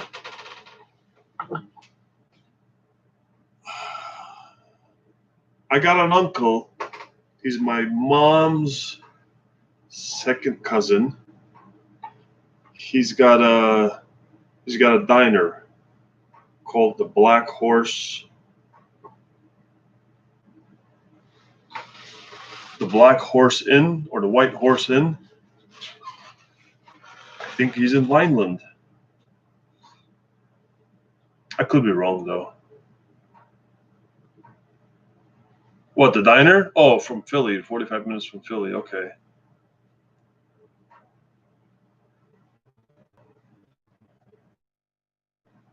Merry Christmas from Northern Ireland.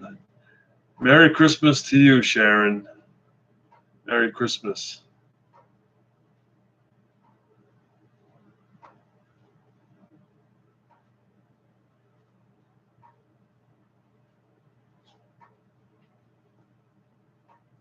You guys have any specific traditions in Ireland?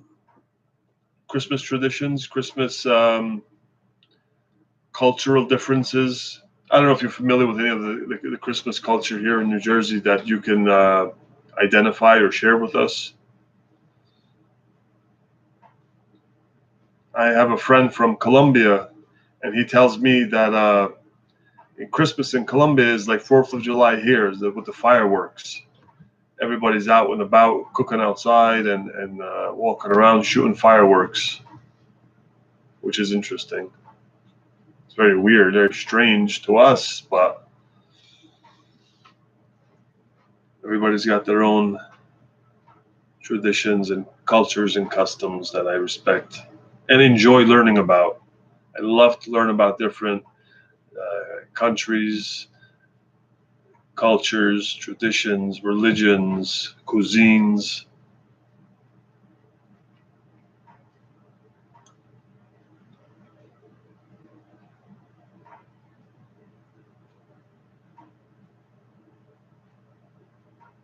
So I'm gonna.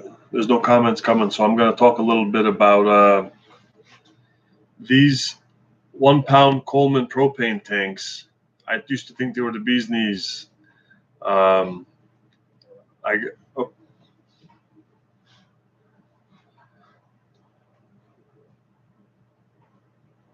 we do fireworks at Christmas time too in Alaska because it isn't dark enough the 4th of July. Okay, that makes sense. That's cool. Prepping sauce. Yep, I agree, man, with the gun rights in PA now. Actually, think about an hour or so from Wilkes-Barre. They have a nice hockey rink there, very popular. Listen, I passed by that hockey rink going to my in-laws. It's on the same road as the Mohegan Sun, if I'm not mistaken. Route 35.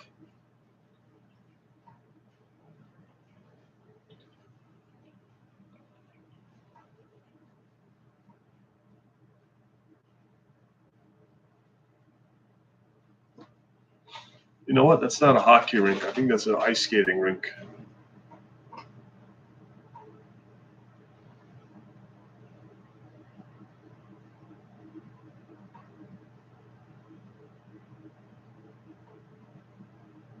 Turkey, huh? Turkey, and more turkey. Hey, Montegraph sent me. Montegraph.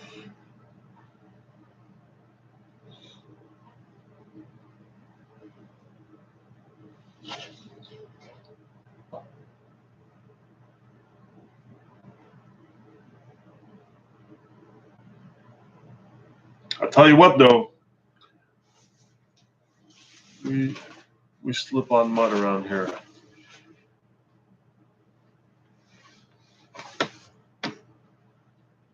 Like on purpose, running up and slipping on mud.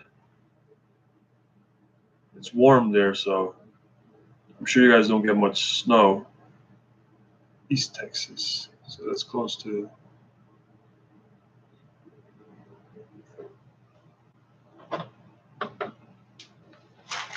So sometimes I take a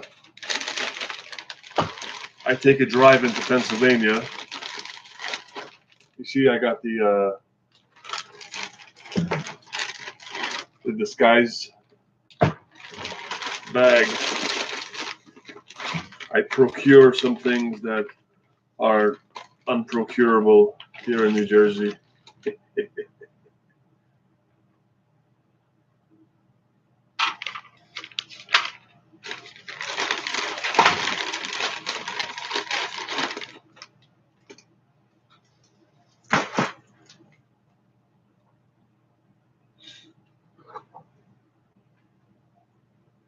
40 miles south of Oklahoma.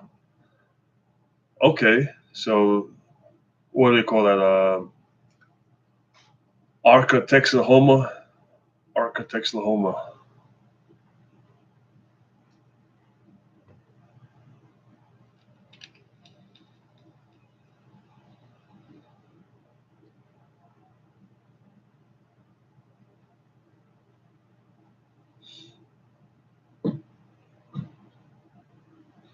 I used to know these 4 Albanian brothers, and they used to own a pizzeria in my old neighborhood, and they told me that Texas, they used to go to Texas to visit their cousins every year, and said it was the absolute best place. They loved going there. They spent 2 weeks there every year.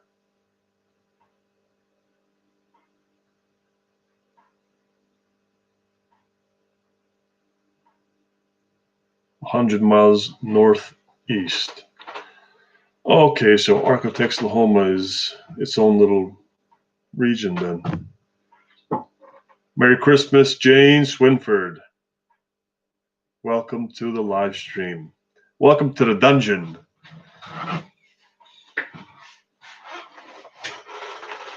Hello from Australia. Stacy, welcome. Merry Christmas. Good hunting, fishing, and barbecue. I'm sure.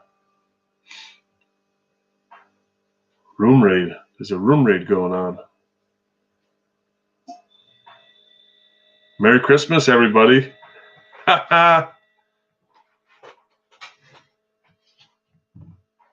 This is too cool. Merry Christmas, Merry Christmas. Wow, look at this. Oh, this is the okay. Montegraph. I've heard of this. Holy Moses. Thank you all. Bless you all. That is cool.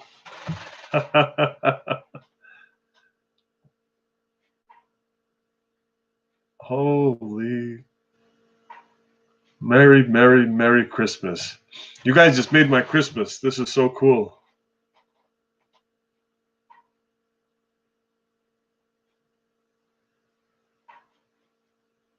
Wow. I can't even read one name. It's going so fast. Merry Christmas, everybody. Merry Christmas to you all. Merry Christmas and good tidings, and God bless you all. This is cool.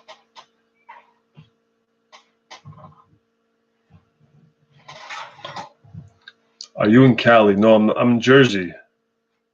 New Jersey. Florida. Merry Christmas from Florida. Wow, guys. Peace and blessings upon you all. This is crazy.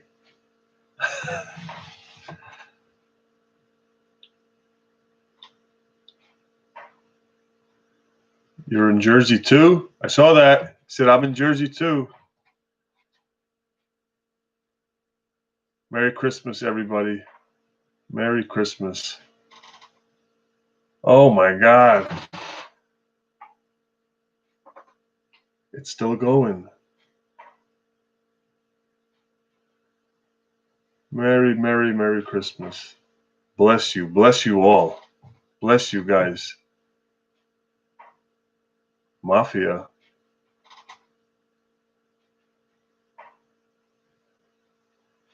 Love from Germany. Right back at you. Right back at you.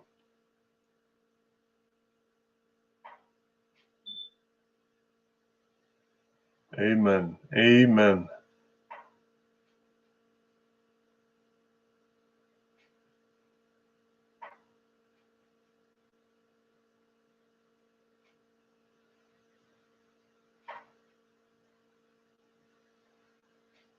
Montegraph, Montegraph, look at you.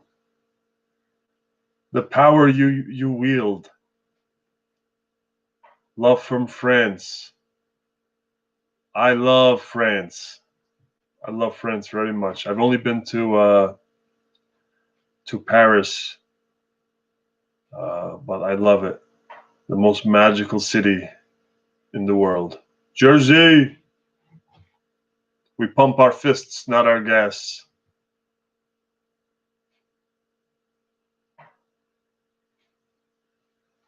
Merry Christmas, everybody.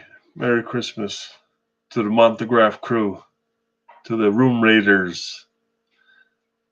Merry Christmas, PA. Born in Jersey. That's good enough. You can take the guy out of Jersey, but you can't take the Jersey out of the guy, you know?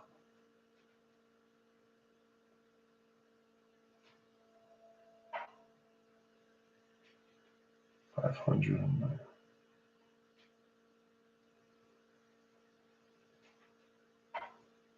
Merry Christmas, everybody. God bless you all. God bless Montegraph and his Room Raiders. How'd you guys find me? How did you guys find me? Merry Christmas.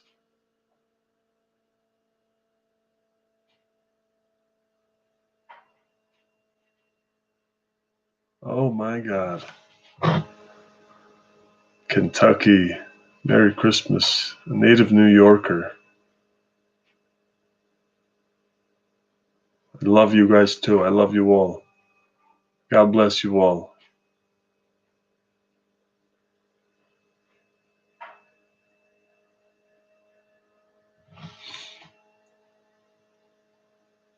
Monty will find them all, he says.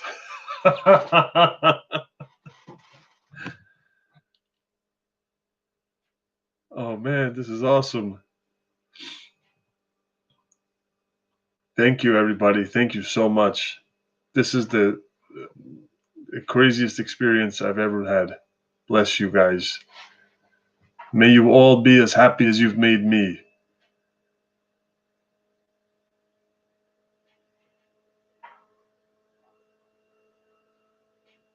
Snacks. You know, I don't have any snacks. I know Montegraph is he's always got snacks handy. Gray Man Prepping, God bless you too. God bless you all. North Shore. Oh, now I know. Bless you, North Shore. Merry Christmas, brother. Rebel, Merry Christmas. Merry Christmas, everybody. God bless you all. Oh, man. I got raided and loved it. I never thought I would say that. Being raided is awesome.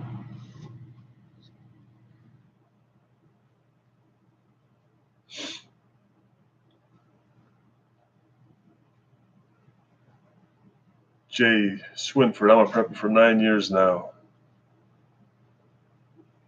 I'm a prepper for 9 months. Howdy, Texas Ted. Bless you.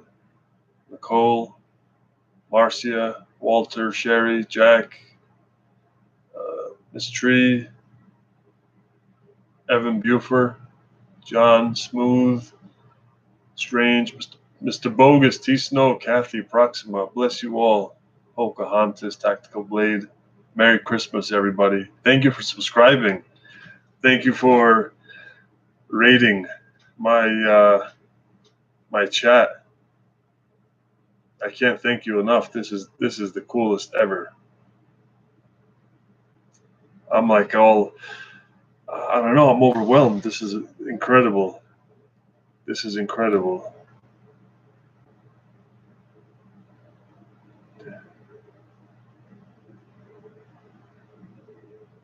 Montegraph, you sir, I tip my hat to you. I tip my hat to you. God bless you all. What's next? What do you like? Chocolate. Chocolate anything. I like beef jerky. I like donuts. I like oh geez.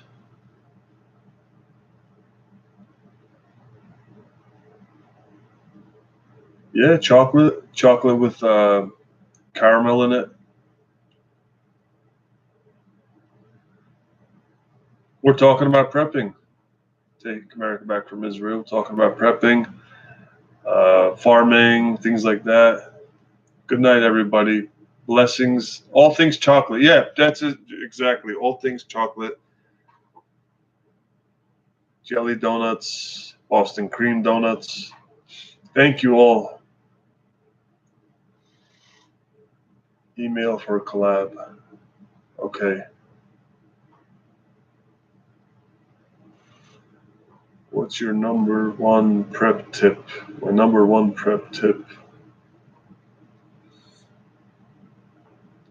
Don't stop stacking it. Keep prepping. Never stop. From Mr. Bogus. You're from Paterson?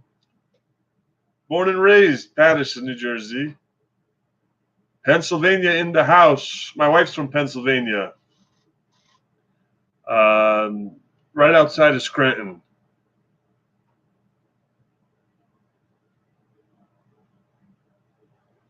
I know, insanity. It's getting worse.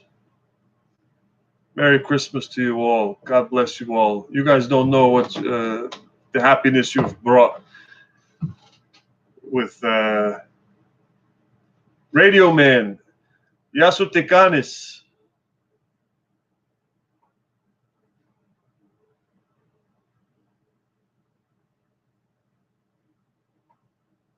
Bless you all. I look forward to it, Courtney. Louisiana here too.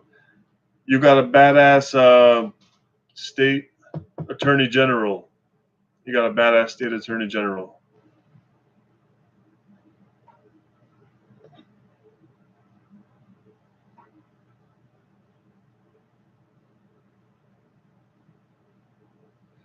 The fan hints down possibly grid. Mike Pence fly. I'm hearing that too. Thank you for subscribing, everybody. Thank you for making me. This raid was the best Christmas gift I've ever gotten. Honest to God, with all my heart, I can honestly say this was.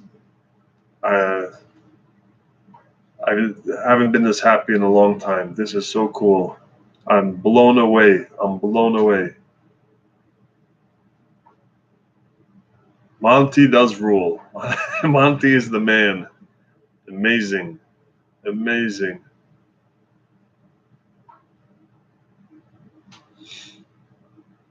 Bye, Sharon. Take care.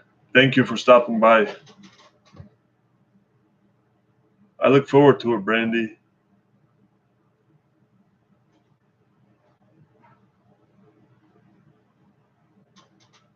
Thank you, Cindy.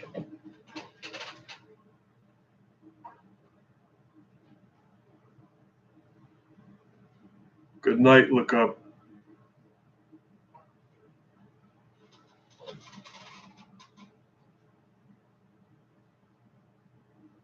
You guys are amazing.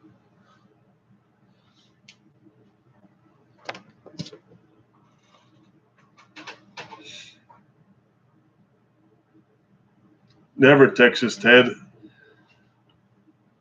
I will keep fighting, brother. I'll keep fighting as long as long as the Lord allows me to. I'll keep fighting the good fight.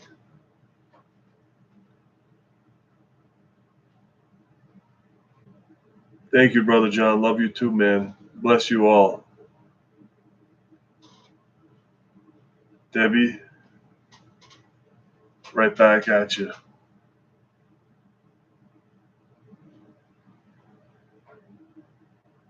Montegraph.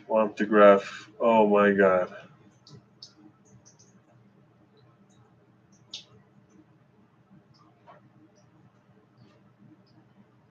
Montegraph's Angels.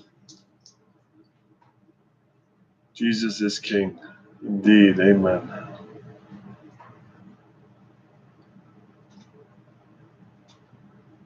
Good night, everybody. Good night, everybody that's going to sleep. Peace and blessings to you all. Thank you very much. Prepping Sauce, take it easy. Thank you very much for stopping by, Prepping Sauce.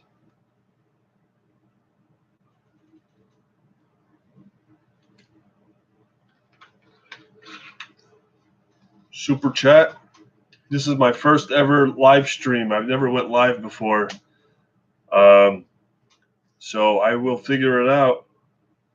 I don't have enough subscribers to go on with my phone, so I'm on with my laptop. But we'll get there. I think we may have got. I don't know exactly, but we may have gotten there.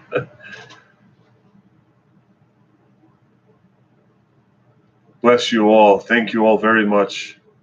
You have a sweet tooth as bad as Montegraph? If that's a question, yes. Yes, I do. Maybe not as bad as Montegraph, but very close. I don't have 1,000 yet, Michelle. I was at 604. Thank you for subbing. Everybody that subbed, thank you very much. Secret Prepper, Nana. God bless you all. God works in mysterious ways. Garden Lady 2780. Indeed. Yes, he does. Yes, he does. And he seems to just be right there with exactly what you need to lift you up when you least expect it.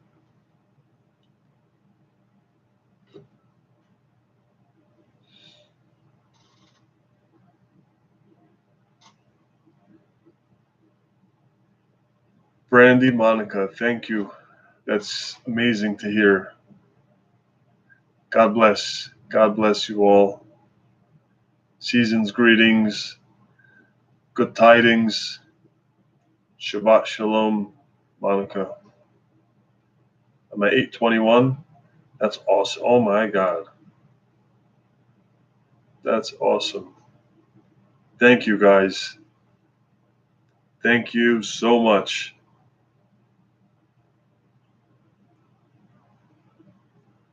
Yeah, almost there.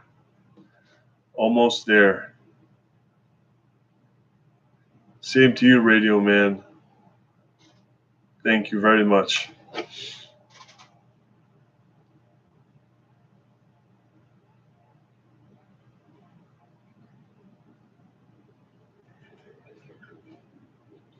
Good night, Nicole. Bless you. Stay safe. God bless you, Teresa.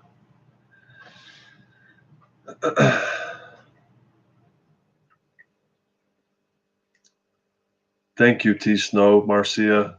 If anybody can do it, it's Montegraph's crew, the Montegraph Raiders.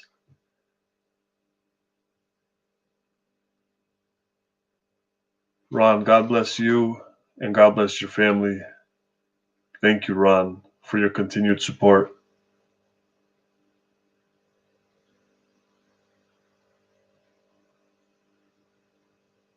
Montegraph. I've never seen anybody do what he does. This is unheard of. He's He is number one. He is the number one guy.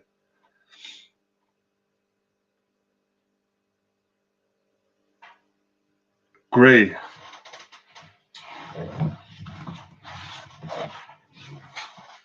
Black. I'm wearing black socks.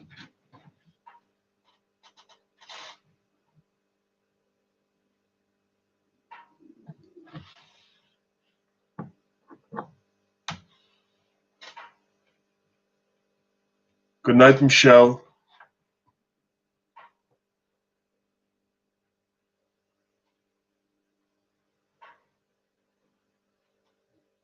Miss Cat, good night. Blessings to you. God bless you. Tyler Parisi.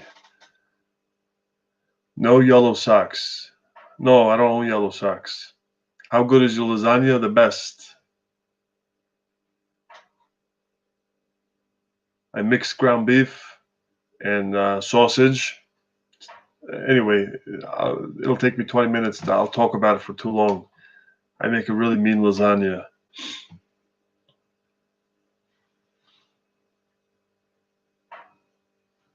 No insanity. I'm wearing black socks.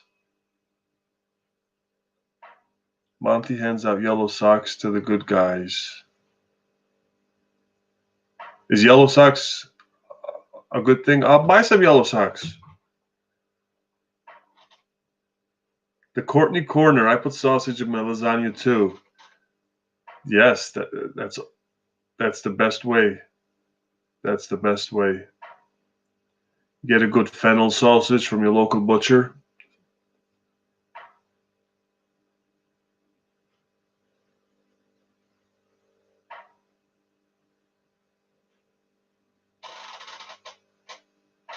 The two pairs, the yellow pair of purple.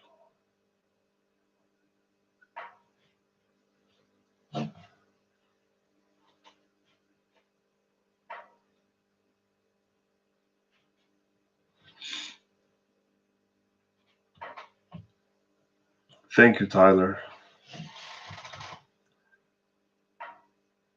Thank you. Thank all of you room raiders. I'm gonna buy some yellow socks. I'm gonna go on Amazon right now and order some. Courtney, you live in Germany. All sausage is good sausage. Yeah. German sausage is good sausage.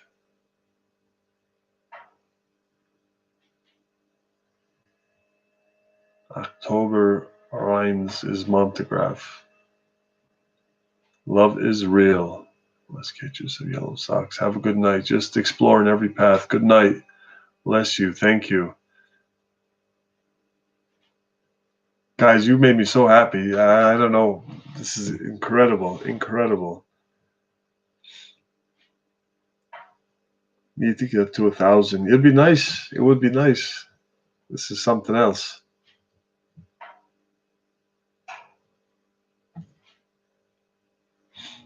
Whose music?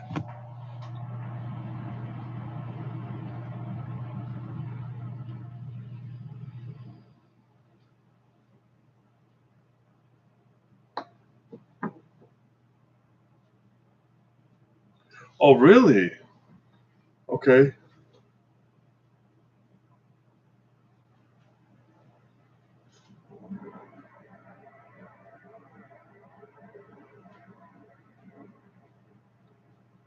Linda, you were the blessing. You a blessing that I did not see coming. I can't stop smiling. It's a Christmas miracle. Montegraph is Santa Claus for me tonight.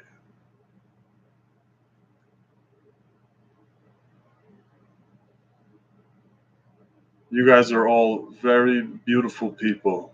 Bless each and every one of you and your families. And thank you, Miss Cat.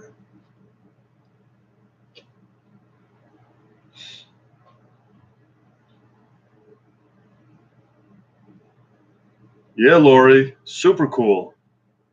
Badass.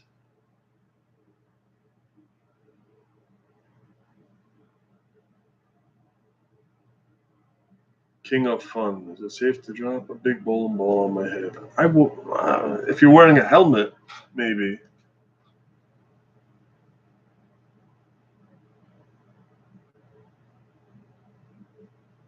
Courtney, is this a Jersey thing? Is it again?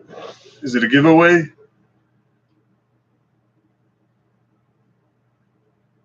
I will, Tyler.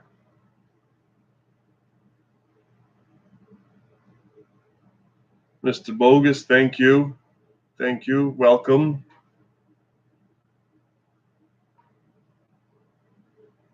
Montegraph is sitting in his chat room with the Santa hat on right now. He's a cool dude. Yeah, I've watched some of his videos.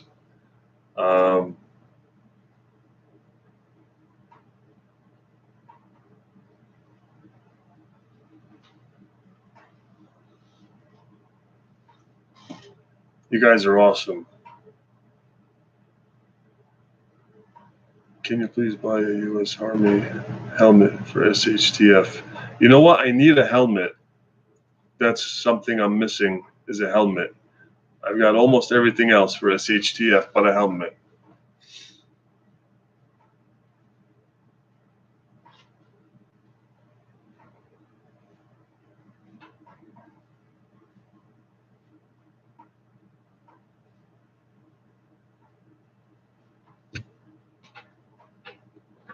Merry Christmas to you too. Merry Christmas.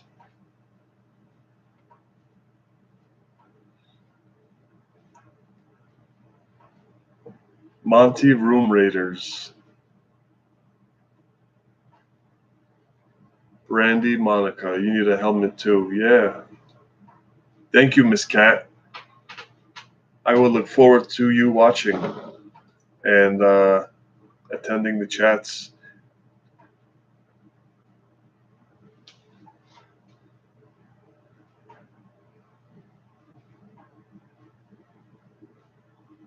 Indeed, King of Fun.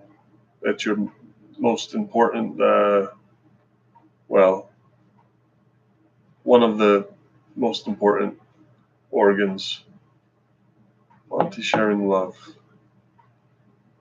Monty is a good man.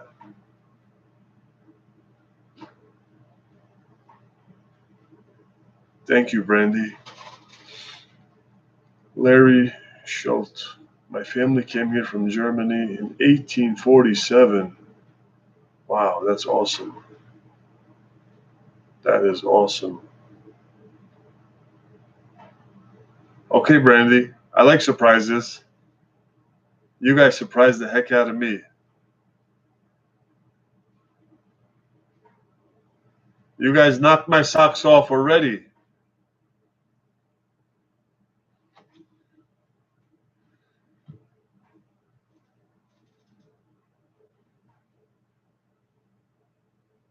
Yes, definitely. Courtney, about rice and food storage tips, recipes, etc. Email if you want to join in. Okay. What's your email? How do I find you?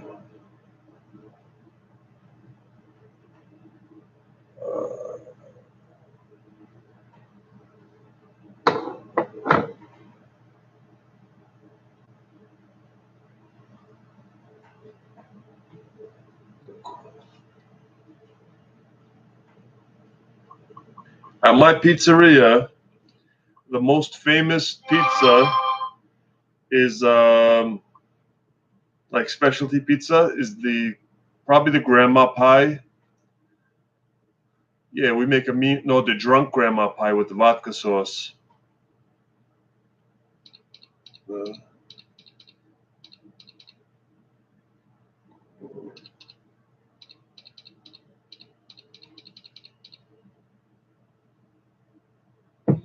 Brandy, good night.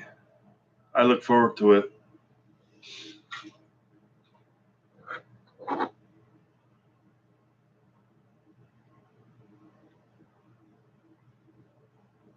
Yellow socks are kind of like an honor. Miss Cat, I'm the best pizza man on the East Coast. I would love to make you a pizza.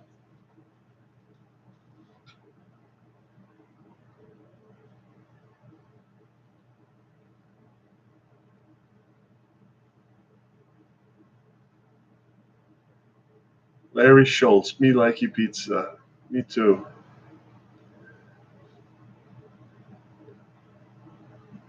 You guys, this is something that I will remember for the rest of my life. I don't think you guys understand the impact that this raid has had on me in a good way, in a very positive way. I mean, such a beautiful, beautiful thing. It's amazing. My family's from Buffalo, so with pizza comes wings. You know, I'm planning on doing that, Larry, once I get to the 1,000 subs and I can go from my phone. And I plan on doing it from my pizzeria.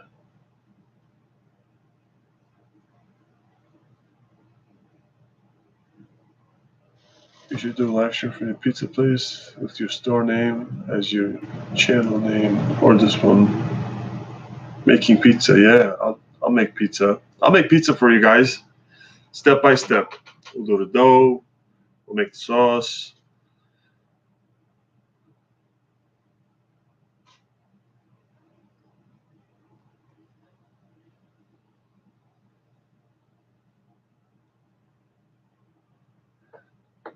People aren't going to believe me when I tell them.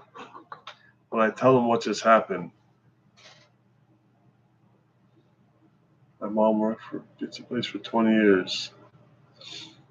That's cool.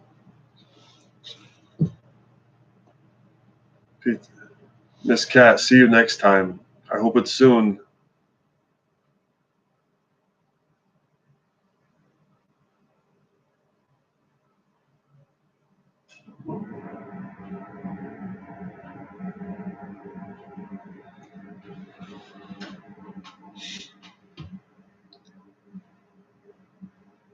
Thank you all for subscribing. 828.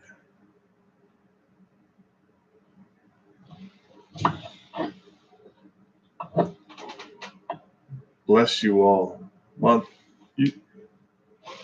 Monty's about to sign off. Shoot. Turn videos, awesome. More couple of Sandy. King of Fun, seriously? Thank you.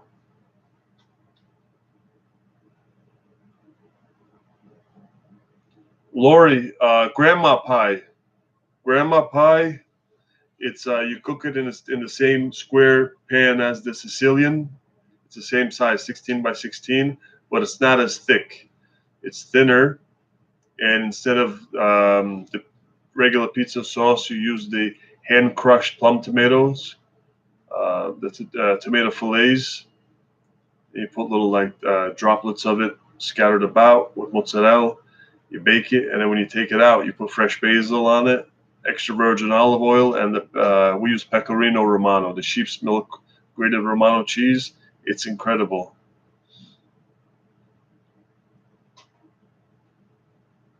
You know, Courtney, I was at a. Wait, gotta go. Hope to see lasagna. I'm gonna make a lasagna video, Stacy. 608. I thought it was 604. So I guess when I started the live stream, I got 4 more subs, and you guys added several hundred more. Don't smoke, see. She's got a feeding tube. Oh, Larry, I'm sorry to hear that. I quit cigarettes. I do this vaping thing now. It's not any better. I gotta stop. I'm hungry too now. I'm in New York from now. I'm from New York now in Kentucky. I miss pizza so much. I bet you do. When I go to Pennsylvania to visit the in-laws for a few days, I miss pizza for a few days.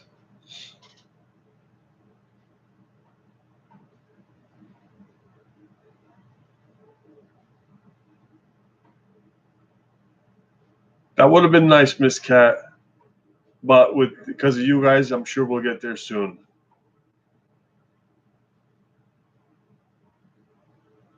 May God bless her with a speedy recovery.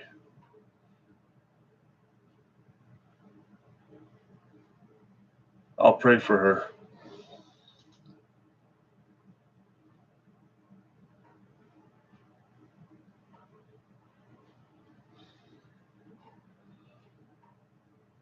Pocahontas. You know, if you eat something or if you're used to something from birth, it's normal, you know. But if you are from, I don't know, you know, if you're from Japan and you eat sushi in Japan or miso soup or ramen, and then you come to Boise, Idaho, to a sushi spot, you're gonna say, "You can't get good sushi in Idaho. I wish I was back in Japan," you know. So it's like Jersey people, New York people. When we go anywhere else, we miss pizza, bagels.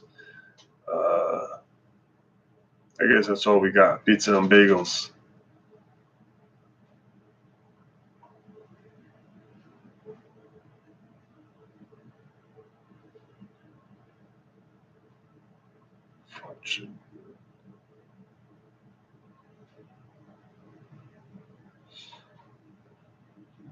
I watched a special on German street food on the Food Network, and the doner kebab looks pretty good.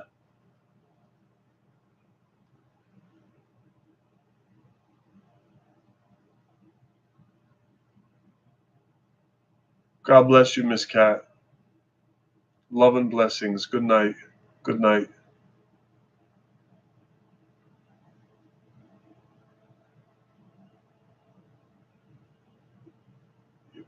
Number 5 bags, rehydrating season.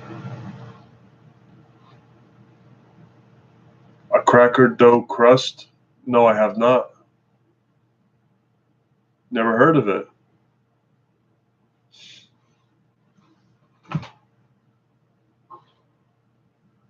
Hey, Ototron.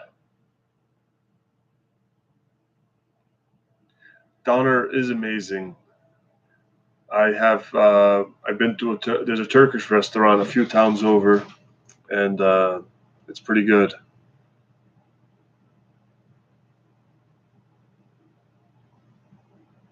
Did you say doner kebab? That's scary. Why? I want to go to Berlin. You know, this Corona nonsense has made me miss traveling more than anything else. I miss traveling.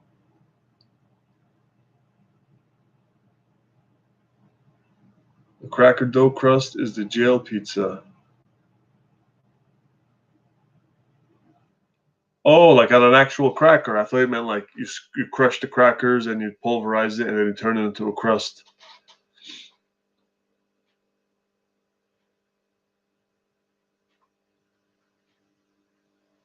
Donner party up in here. Sounds like Jeffrey Dahmer. This cat.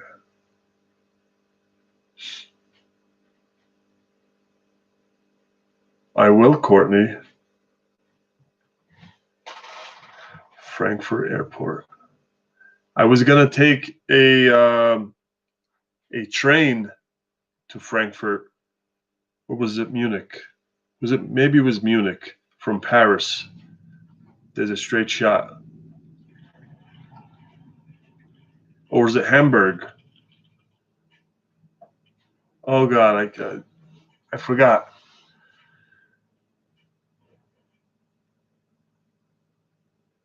Thank you, DL Campbell. I'm gonna send Monty my love. I'm gonna visit his channel and thank him. No to dinner party. Got stuck up past Marino in winter and turned cannibal to survive.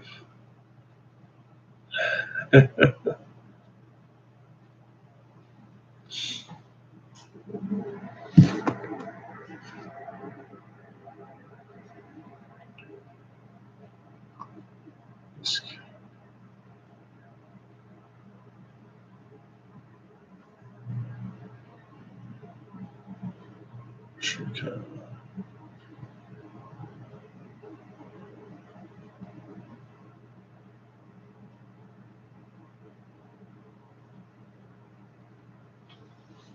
Okay, Larry, I think I kind of know what you're talking about. Donner is good. You know what I like about Donner? I like that sauce they put on there, the yogurt sauce. It's not like the shawarma sauce. The Arabic style one is with the tahini, but the Turkish style doner kebab is like a garlic, cucumber, dill, minty kind of a yogurt sauce. That's rocking. Tomorrow night, come join us on the Monty channel. I'm there. I'm there. I'm a subscriber. I have. I'll be there. I'll be there. You have been our best raid tonight. You guys have brought me. I haven't smiled. Look, I got pain. It hurts right here. It's sore. It's sore from smiling so much. Lori, yes. Um, we do plain New York cheesecake. We do cannoli. We do chocolate mousse cake.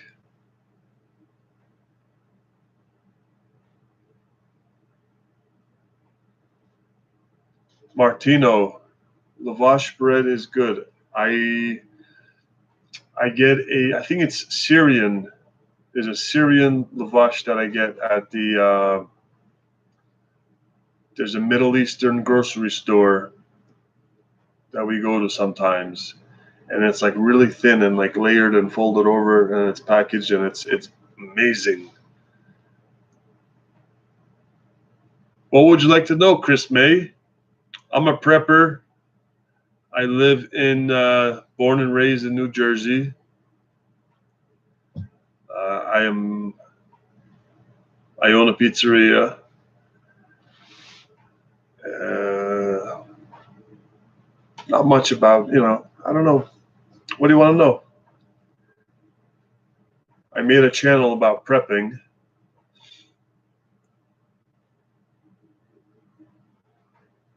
and I like to. There's so many non-preppers in New Jersey. When I bring it up, people they don't get it, and there's a lot of new preppers because of the corona, the lockdowns, the instability, and whatnot. So I don't know. I show people how I'm prepping. I'm not teaching people how to prep. I don't think I'm qualified to teach anybody prepping.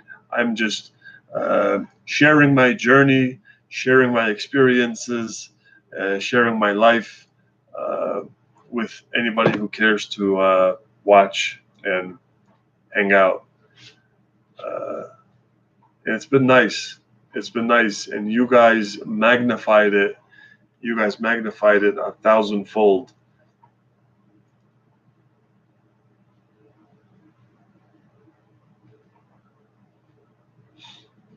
Jane, I've been thinking about that. My in-laws are in Pennsylvania, uh, not close to Jersey. Not. I mean, not that far either, but they're almost towards the center of Pennsylvania. That's the furthest west I've ever been. I don't know anybody more further west than that. Do we ship? We don't ship. No. Thank you, Morning Glory.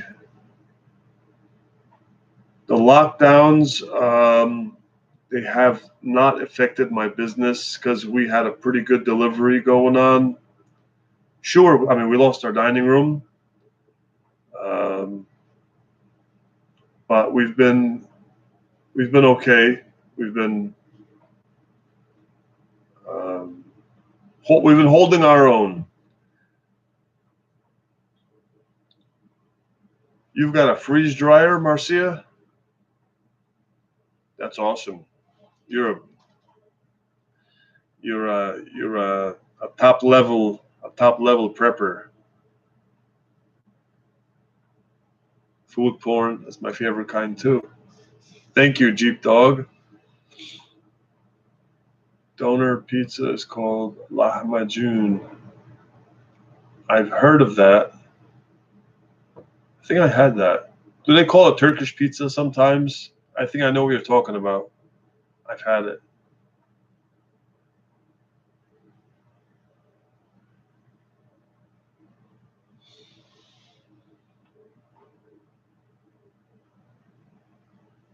Chris May.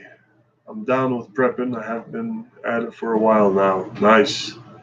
It's good to prep. I like prepping.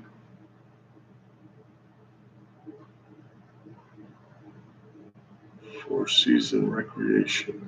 Four Season Recreation in West Virginia. What is that? Oh, do you mean like it's nice all year round?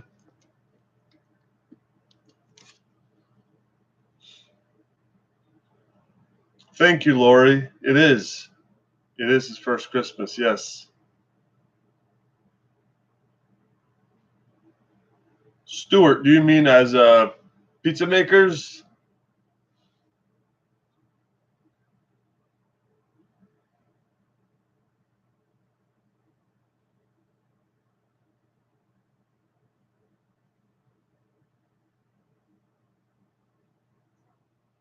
Yeah, okay, Courtney, then yeah, I've had that before. They put like onion and parsley and tomato and they roll it up sometimes. Miss Cat, the pleasure is all mine. You're very lovely.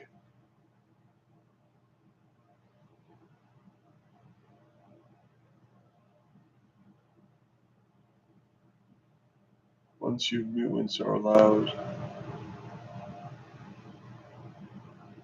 they shut down the buffet here and dining. People, the buffet here and dining. People stopped coming after they opened back up, mostly takeout or eat-in, but no buffet.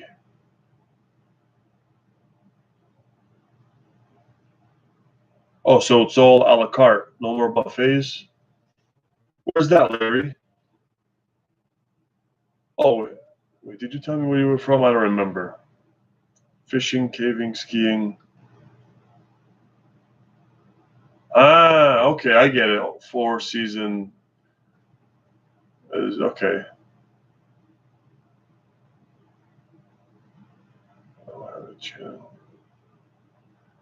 Well, I do, but I don't do videos or anything like that. Making me hungry. Do you throw the pizza up in the air? I do. I do. I had no on one of my old cell phones, my old flip phones back years ago. We went outside and I threw one up so high in the air. My sister was recording. It was up there. It got up pretty high. Chris May, I am not 100%. I was born in Paterson, New Jersey, but my grandfather was from Naples. He worked for the government somehow in what I forgot which exactly but he was sent to a he was like the consulate. He worked in a consulate office in Greece, was it? Yeah, I think Greece. And he lived there for a while, and then he liked it so much. I think he got stationed there. I forgot the story, but I do have Italian descent in me. Where in Jersey is your pizza place when it's crap with virus? Maybe I'll come and visit. Radio Man, I'm gonna tell you, but let me explain. It's in Paterson. Paterson has a bad rap, rightfully so. It's you know, some parts are dangerous. It's an ultra super urban that some people are, you know, it's not the safest city. But where I am, the street I'm on, is the border of the next town over. So it's a nicer area in Paterson.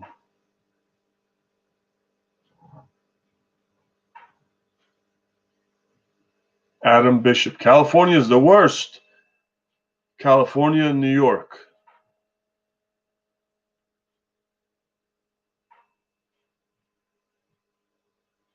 Stuart, I don't know how to send pizza. I've never mailed a pizza before.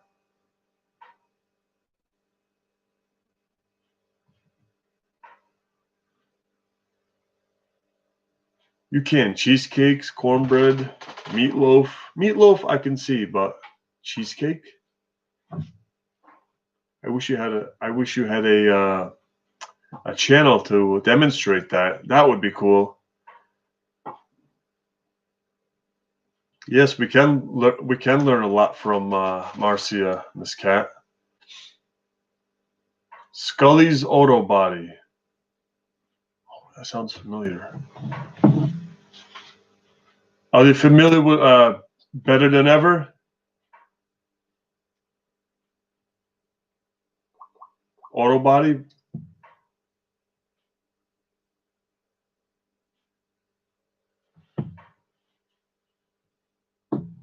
I've never had Poke or Poke. I don't know how they pronounce it.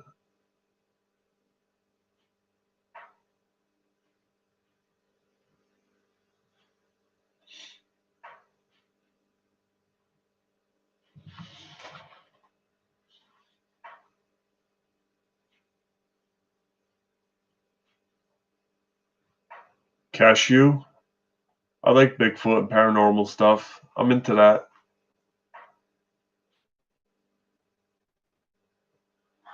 Beans and rice jar ever for prepping. Yeah, definitely. I agree with that. Your rebel canner. Canning cake is common in Germany. It's coming up on my channel soon. I'm going to subscribe to your channel, Courtney. Adam, I've never had Poke. I've never seen it.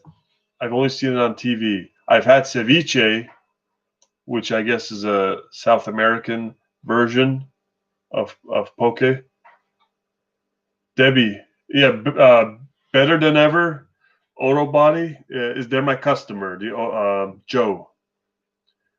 But Scully's, I feel like I've definitely heard of it.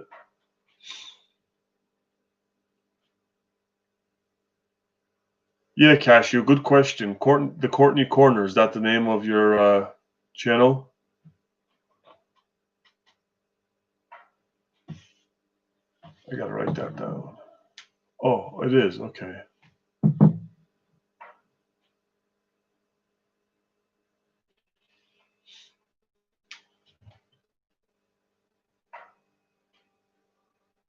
It's like sushi in a bowl. The Jersey Devil, I've never seen the Jersey Devil. Jane, Bigfoot is in Missouri? Okay. That sounds cool. I oven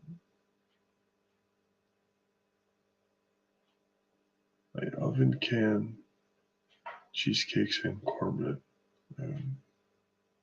I can oven bake items in the oven. We call a paper bag a poke where I live.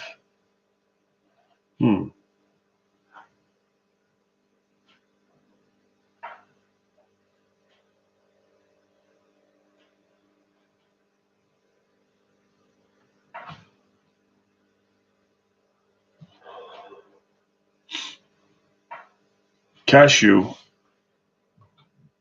I'm gonna scroll up for 1 second, guys, to the I want to take a note. The Mogollon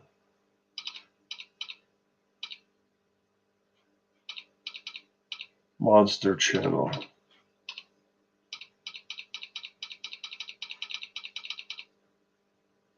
So I don't forget.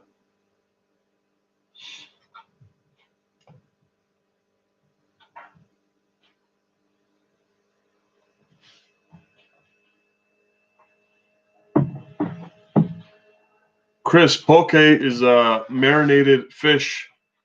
I think it's in like a rice wine vinegar, some kind of acid. Like ceviche, it's lime juice. And they put a little cilantro, red onion, and the acid cooks the fish. Not with heat, but with acid. And it kills the bacteria and makes it, edible and safe to eat. So poke, I think they use rice wine vinegar, if I'm not mistaken, and they put scallions, sometimes like seaweed, different things, different, maybe there's different versions of it. It looks really, really amazing. I do want to try some.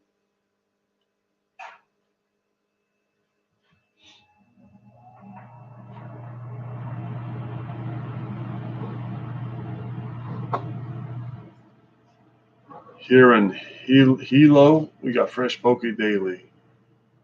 Where's Hilo? Hilo.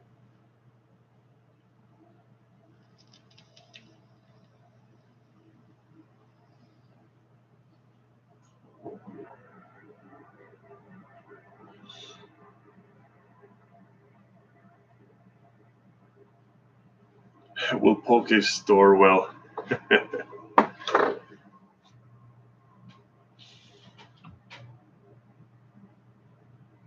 Marcia. Okay, Marcia. Hawaii, Big Island. I want some grandma pie too. I'm not even gonna lie. So tomorrow I'm gonna buy a 4K webcam. This is just a built-in, on the laptop, the built-in camera. I'm gonna get a better webcam and a microphone, and this will be better quality live stream.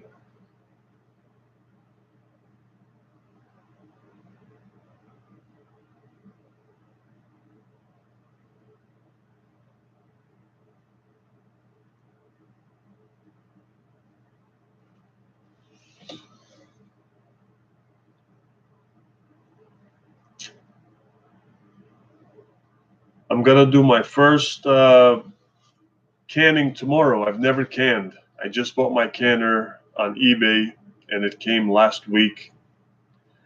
And I'm gonna make a canning video tomorrow. I hope you guys all check it out. I've got my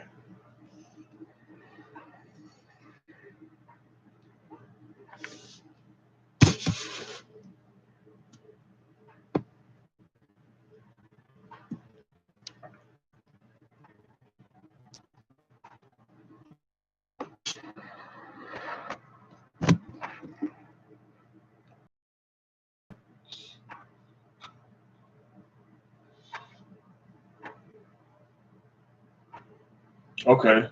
I'm gonna check. I can't wait to check out your channel, Courtney. Lori, I know North Shore. I stop by his live chats all the time, his streams. I haven't watched many of his videos, only because I don't have the time. But I'm gonna make time. I gotta start. And thank you, Chris. Jar envy is real. 99 canning jars on the wall.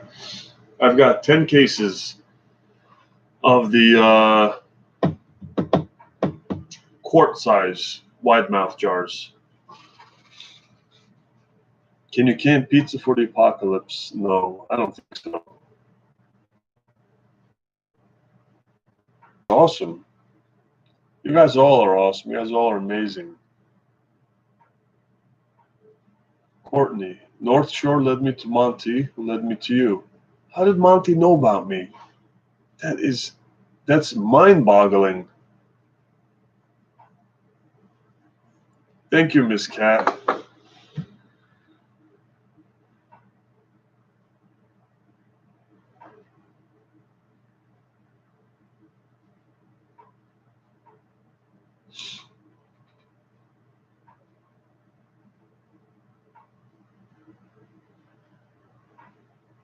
Okay.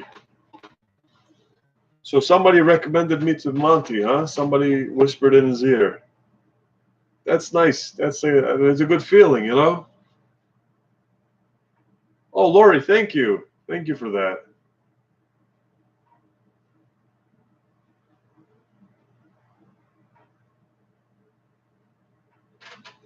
Okay, Courtney, that would be good for me. Canned pizza.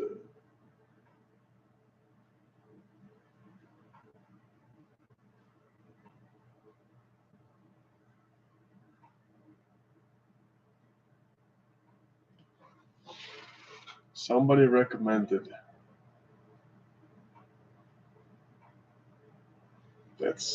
That's very a very good feeling.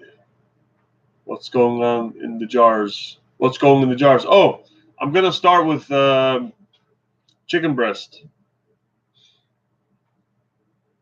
I've got in excess, not in excess like I have too much, but that's something I have a lot of, and I figured it's gonna be easy. I'm gonna do a raw canned chicken breasts.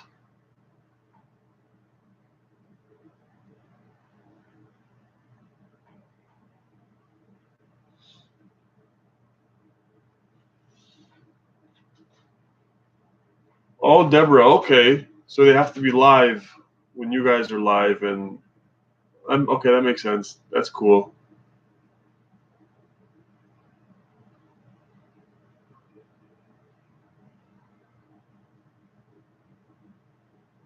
I will, Courtney.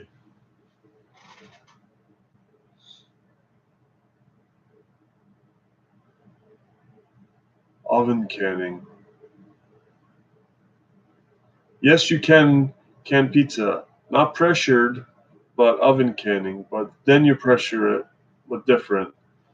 Marsha, that sounds complicated, but if that could be done, that would be cool.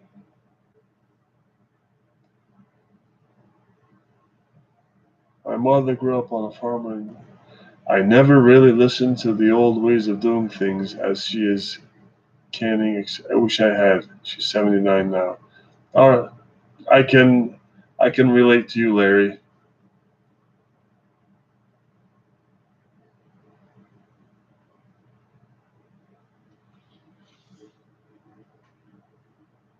I will have the video out tomorrow, Chris. Chris May.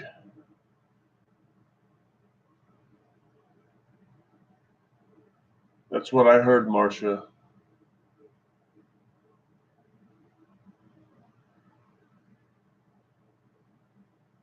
I will, Miss Cat. Maybe freeze dried. Freeze dried pizza? Yes, I could see that being more plausible, more, possible.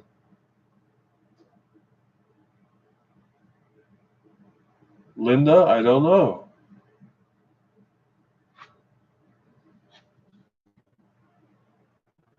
Maybe not too late. Maybe 1 o'clock. Approximately 1 o'clock. Between noon and 2. Good night, Miss Cat. Thank you again.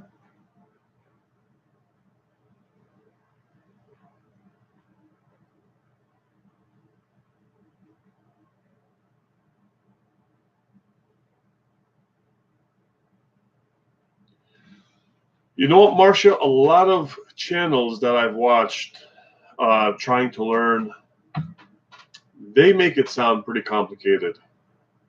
And they're like, you got to get the timing just right, and this and that. And so I am a little intimidated, but you put the thing in the jar and you put it in the pot, and people have been doing it since the 1800s, so it can't be that hard. Good night, Pocahontas. Oh, no, never mind. Never mind.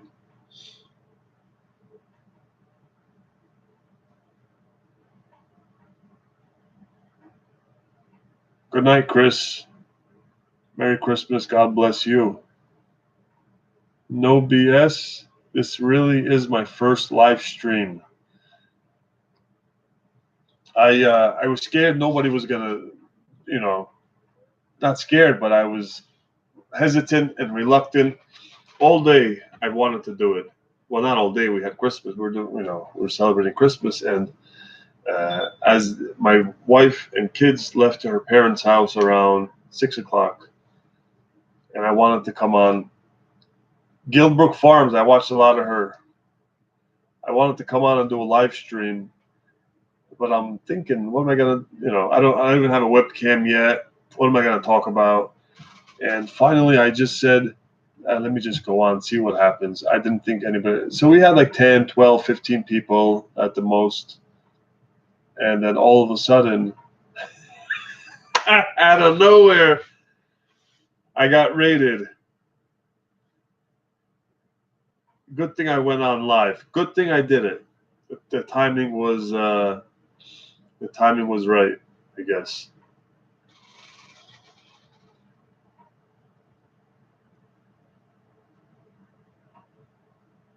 Thank you, No BS.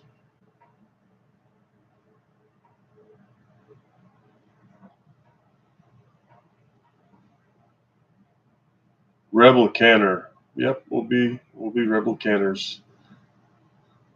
So it's your lucky night. We chose you. Yep. Yeah, what a coincidence. My first live stream ever. And I got rated.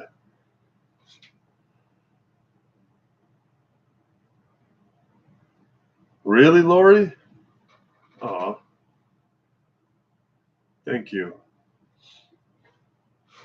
Oh, no. Okay. I thought you said you subscribed when I had 10 subscribers. That's how it registered in my head. Well, yes, I remember talking to you before we got rated. Yeah. No BS. Greetings from Germany.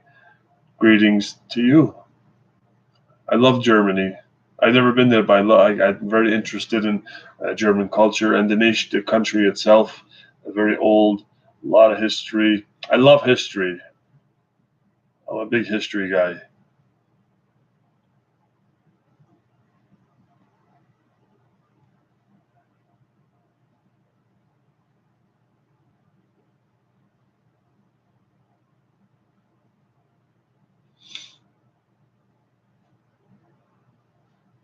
Yeah, you can pack it in dry ice. I think there's a pizzeria in Pennsylvania, Old Forge. Old Forge Pizza is a special kind of pizza, and they mail it. I don't know how they do it, but I guess it's like that with the dry ice.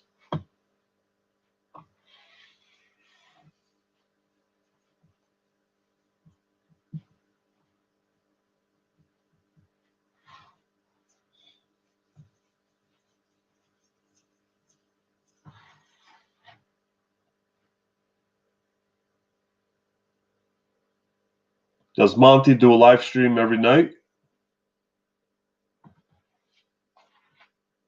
Larry?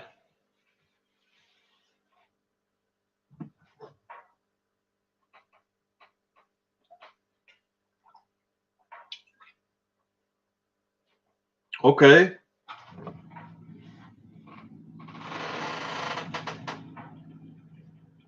Good to know.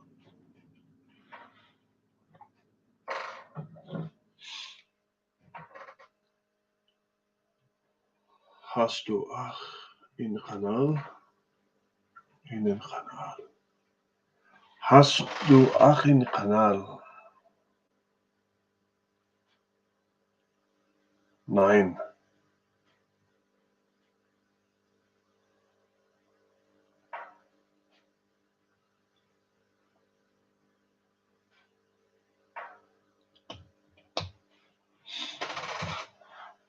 I will be attending Monty's live stream tomorrow to praise him, to thank him.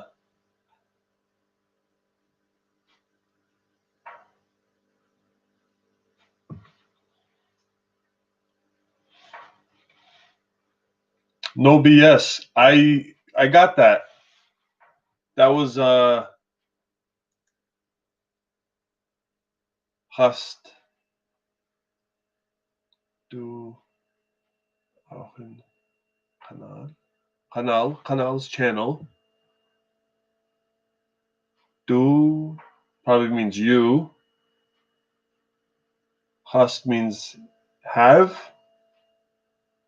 I don't know. But I got that. Did you guys know that German was back in when America was first established, when Philadelphia was still the capital?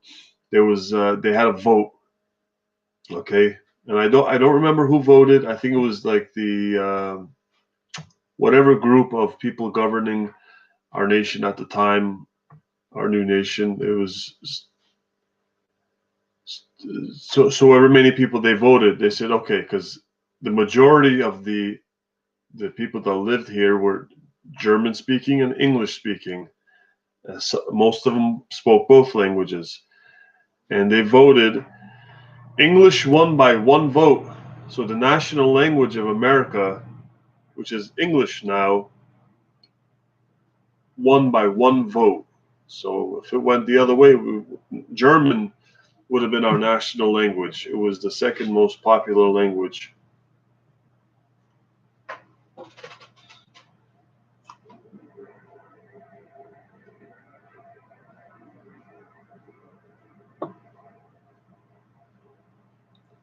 Debbie says, "Don't forget to let us know you are there. We would love to say hello." I will.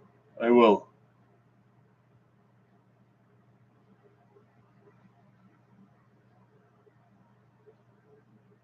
He was doing political stuff about COVID, government stuff, but YouTube is censoring people. Yes, they are.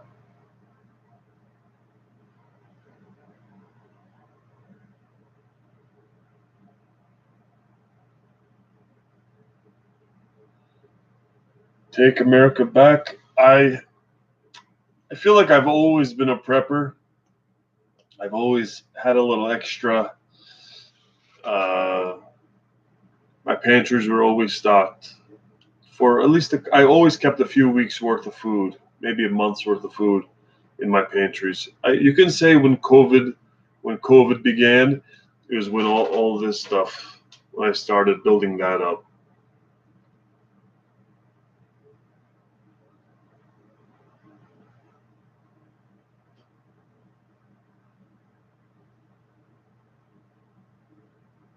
Is when I ramped up too. I never owned a vacuum sealer or a pressure canner, things like that. But I have the vacuum sealer. I have a pressure canner. I have I got the oil lanterns. I got. You know what I bought? Jesus, what's the name? What's the name of that thing? A Big Berkey, the water filter. Vacuum sealer is great. Life-changing. The vacuum sealer. I wish I bought it when they had the back in the 90s when they had those infomercials for the what's the name of that particular one? Excuse me, I forgot. Dehydrator, no, Brandy. That's gonna be my next purchase. Is dehydrator. Food Saver, yeah. When they had those infomercials for the Food Saver, I should have bought it back then. Ronco had the just set it and forget it. Remember that rotisserie thing?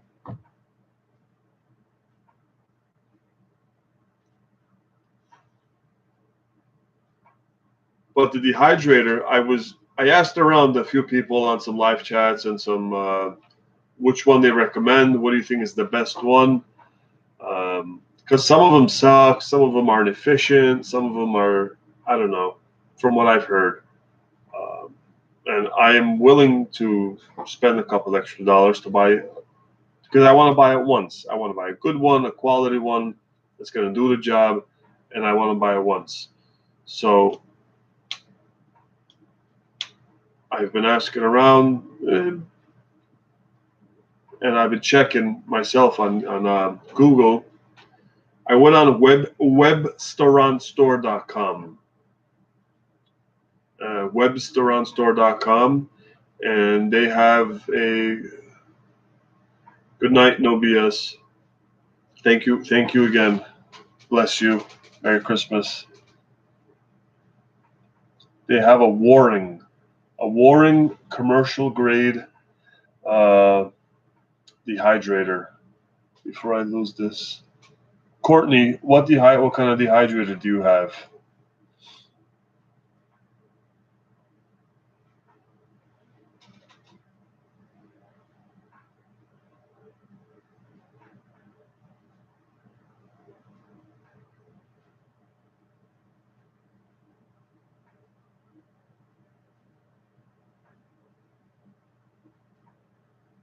Okay, Lori, I'm gonna check it out. You know who talks about Broussard Homestead, North Shore? He's always talking about Broussard Homestead. Freeze dryer is the way to go if you can afford it.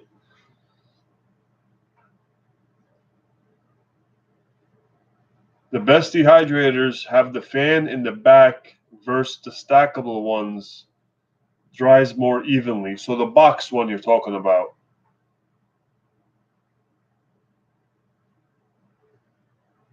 Vacuum chambers are way better than vacuum sealers. I have one, but you will pay $600 instead of $100.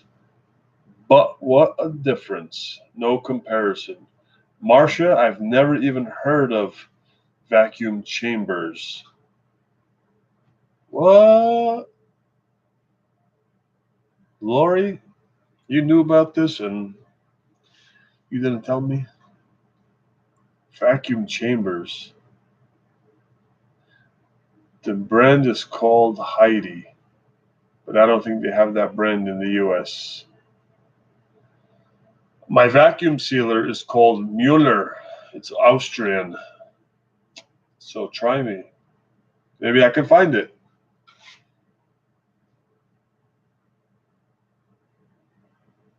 Rain Country Homestead sells vacuum chambers on their Etsy store.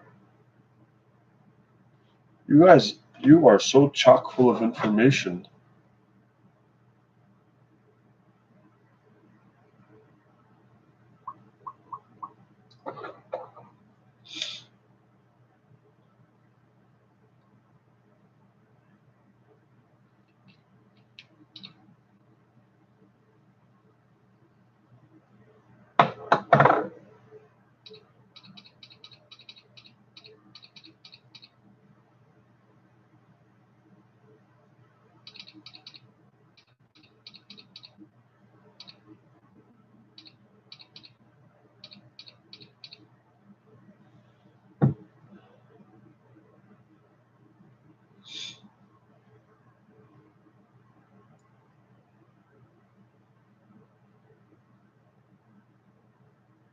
I'm gonna check those out. $2,200 from Harvest.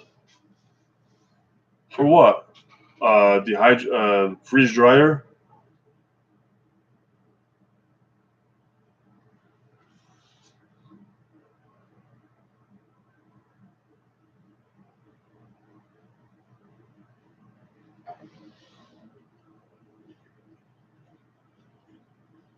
Homestead Heart. Okay, Brandy.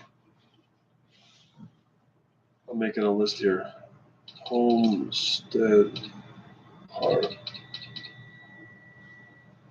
Freeze dryers start at $2,200.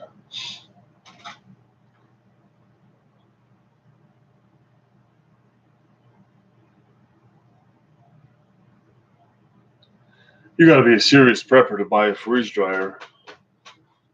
I don't know if I can hide that purchase. No, I put on my credit card.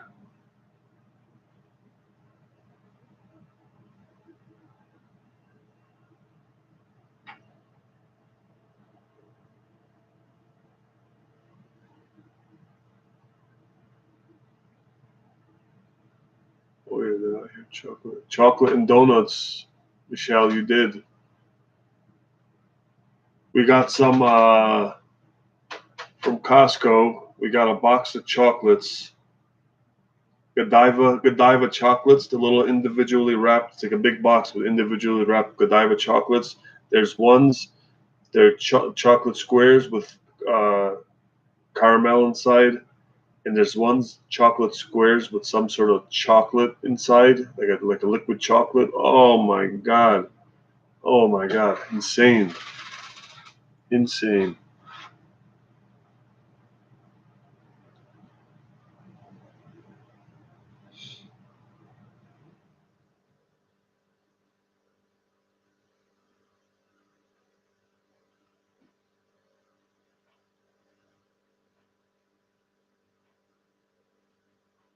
Yeah, yeah, they use electricity. You got to plug them in.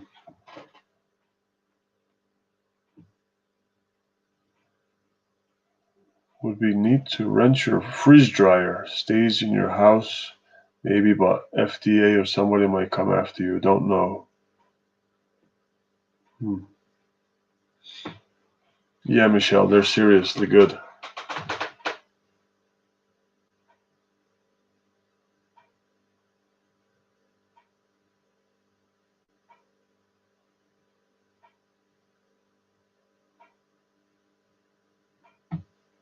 Professional Dehydrators by Hendy.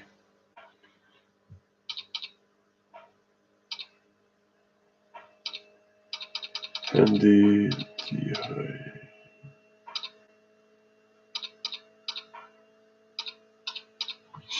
We have 220-volt here.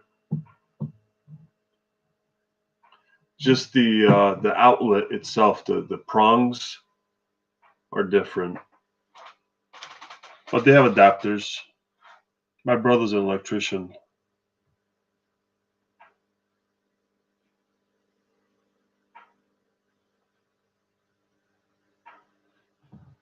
Brandy, you got a Nesco? Do you have like the box ones, or do you have the round ones?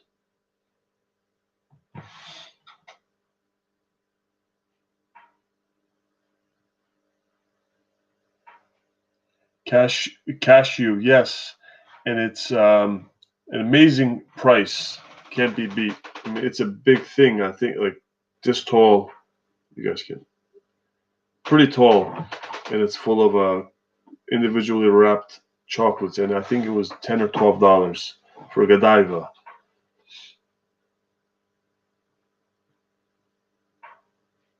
It's good chip, man. I've heard good things about Nesco.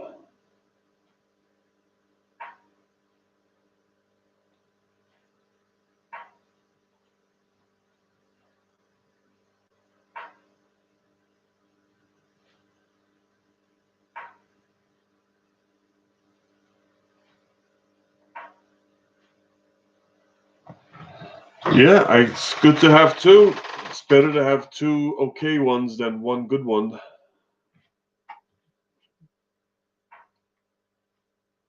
One fails. What did they say? Two. This is an old Navy SEAL saying. Uh, One is none, and two is one. Yes, Brandy, it is. They're nowhere to be found online unless you want to go to eBay and overpay. Or I mean, you're gonna overpay everywhere. I've been finding mine at a local supermarket called ShopRite. I don't know if you guys have ShopRite, but not too many people can in Jersey, so they're always in stock every time I go. I buy three. Not I don't go very often, but 2, 4, 6, 8, 10. So I have 10 cases. I stopped there. Oh, you know what? You guys see these right here? Those are lids. I bought 8 packs of lids from Costco's. Okay, Brandy. Yeah, see, yep. I feel like supermarkets, like they have them in stock more than Walmart's or Targets do because I don't think people think to go to a food like a grocery store, a supermarket for canning jars.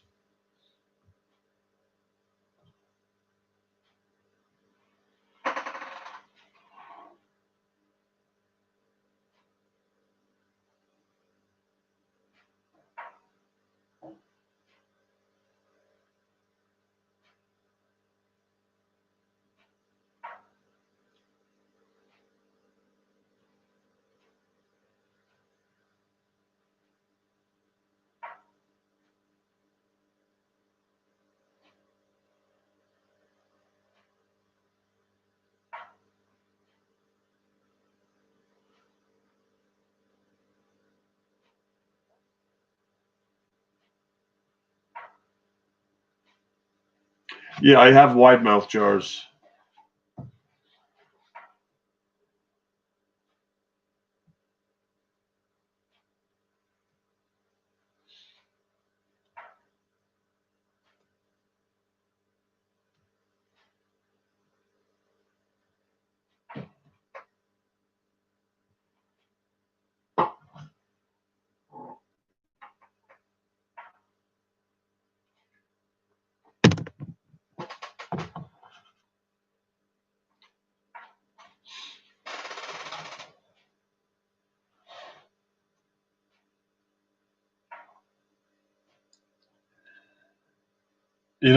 I'm kind of hungry. I'm kind of sleepy. I feel bad though. I don't want to be a bad host.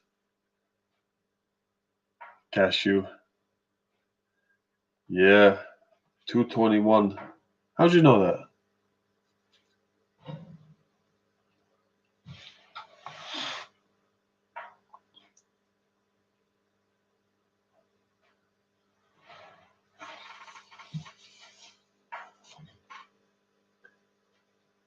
All right, guys. I guess I'll call it. Thank you all very, very much. Uh, I don't know what to say. I'm very, very, very taken back, like in a good way. You guys are a Christmas blessing, a Christmas miracle. Monty's Raiders. I wish you all the best. God bless you all. Thank you. You made this the best Christmas ever, ever, ever, ever, ever. And I'm a loyal to Monty now. I owe him. So anything I can do for Monty, I will do. All he's got to do is ask.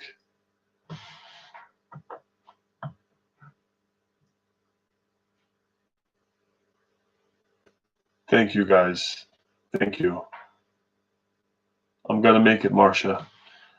The chicken's defrosting right now.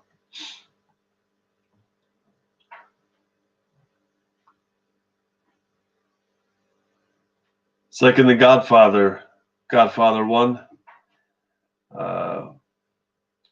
He does you a favor, and he says he does something for you, and he says, "One day, and that day may never come, I will ask a service of you."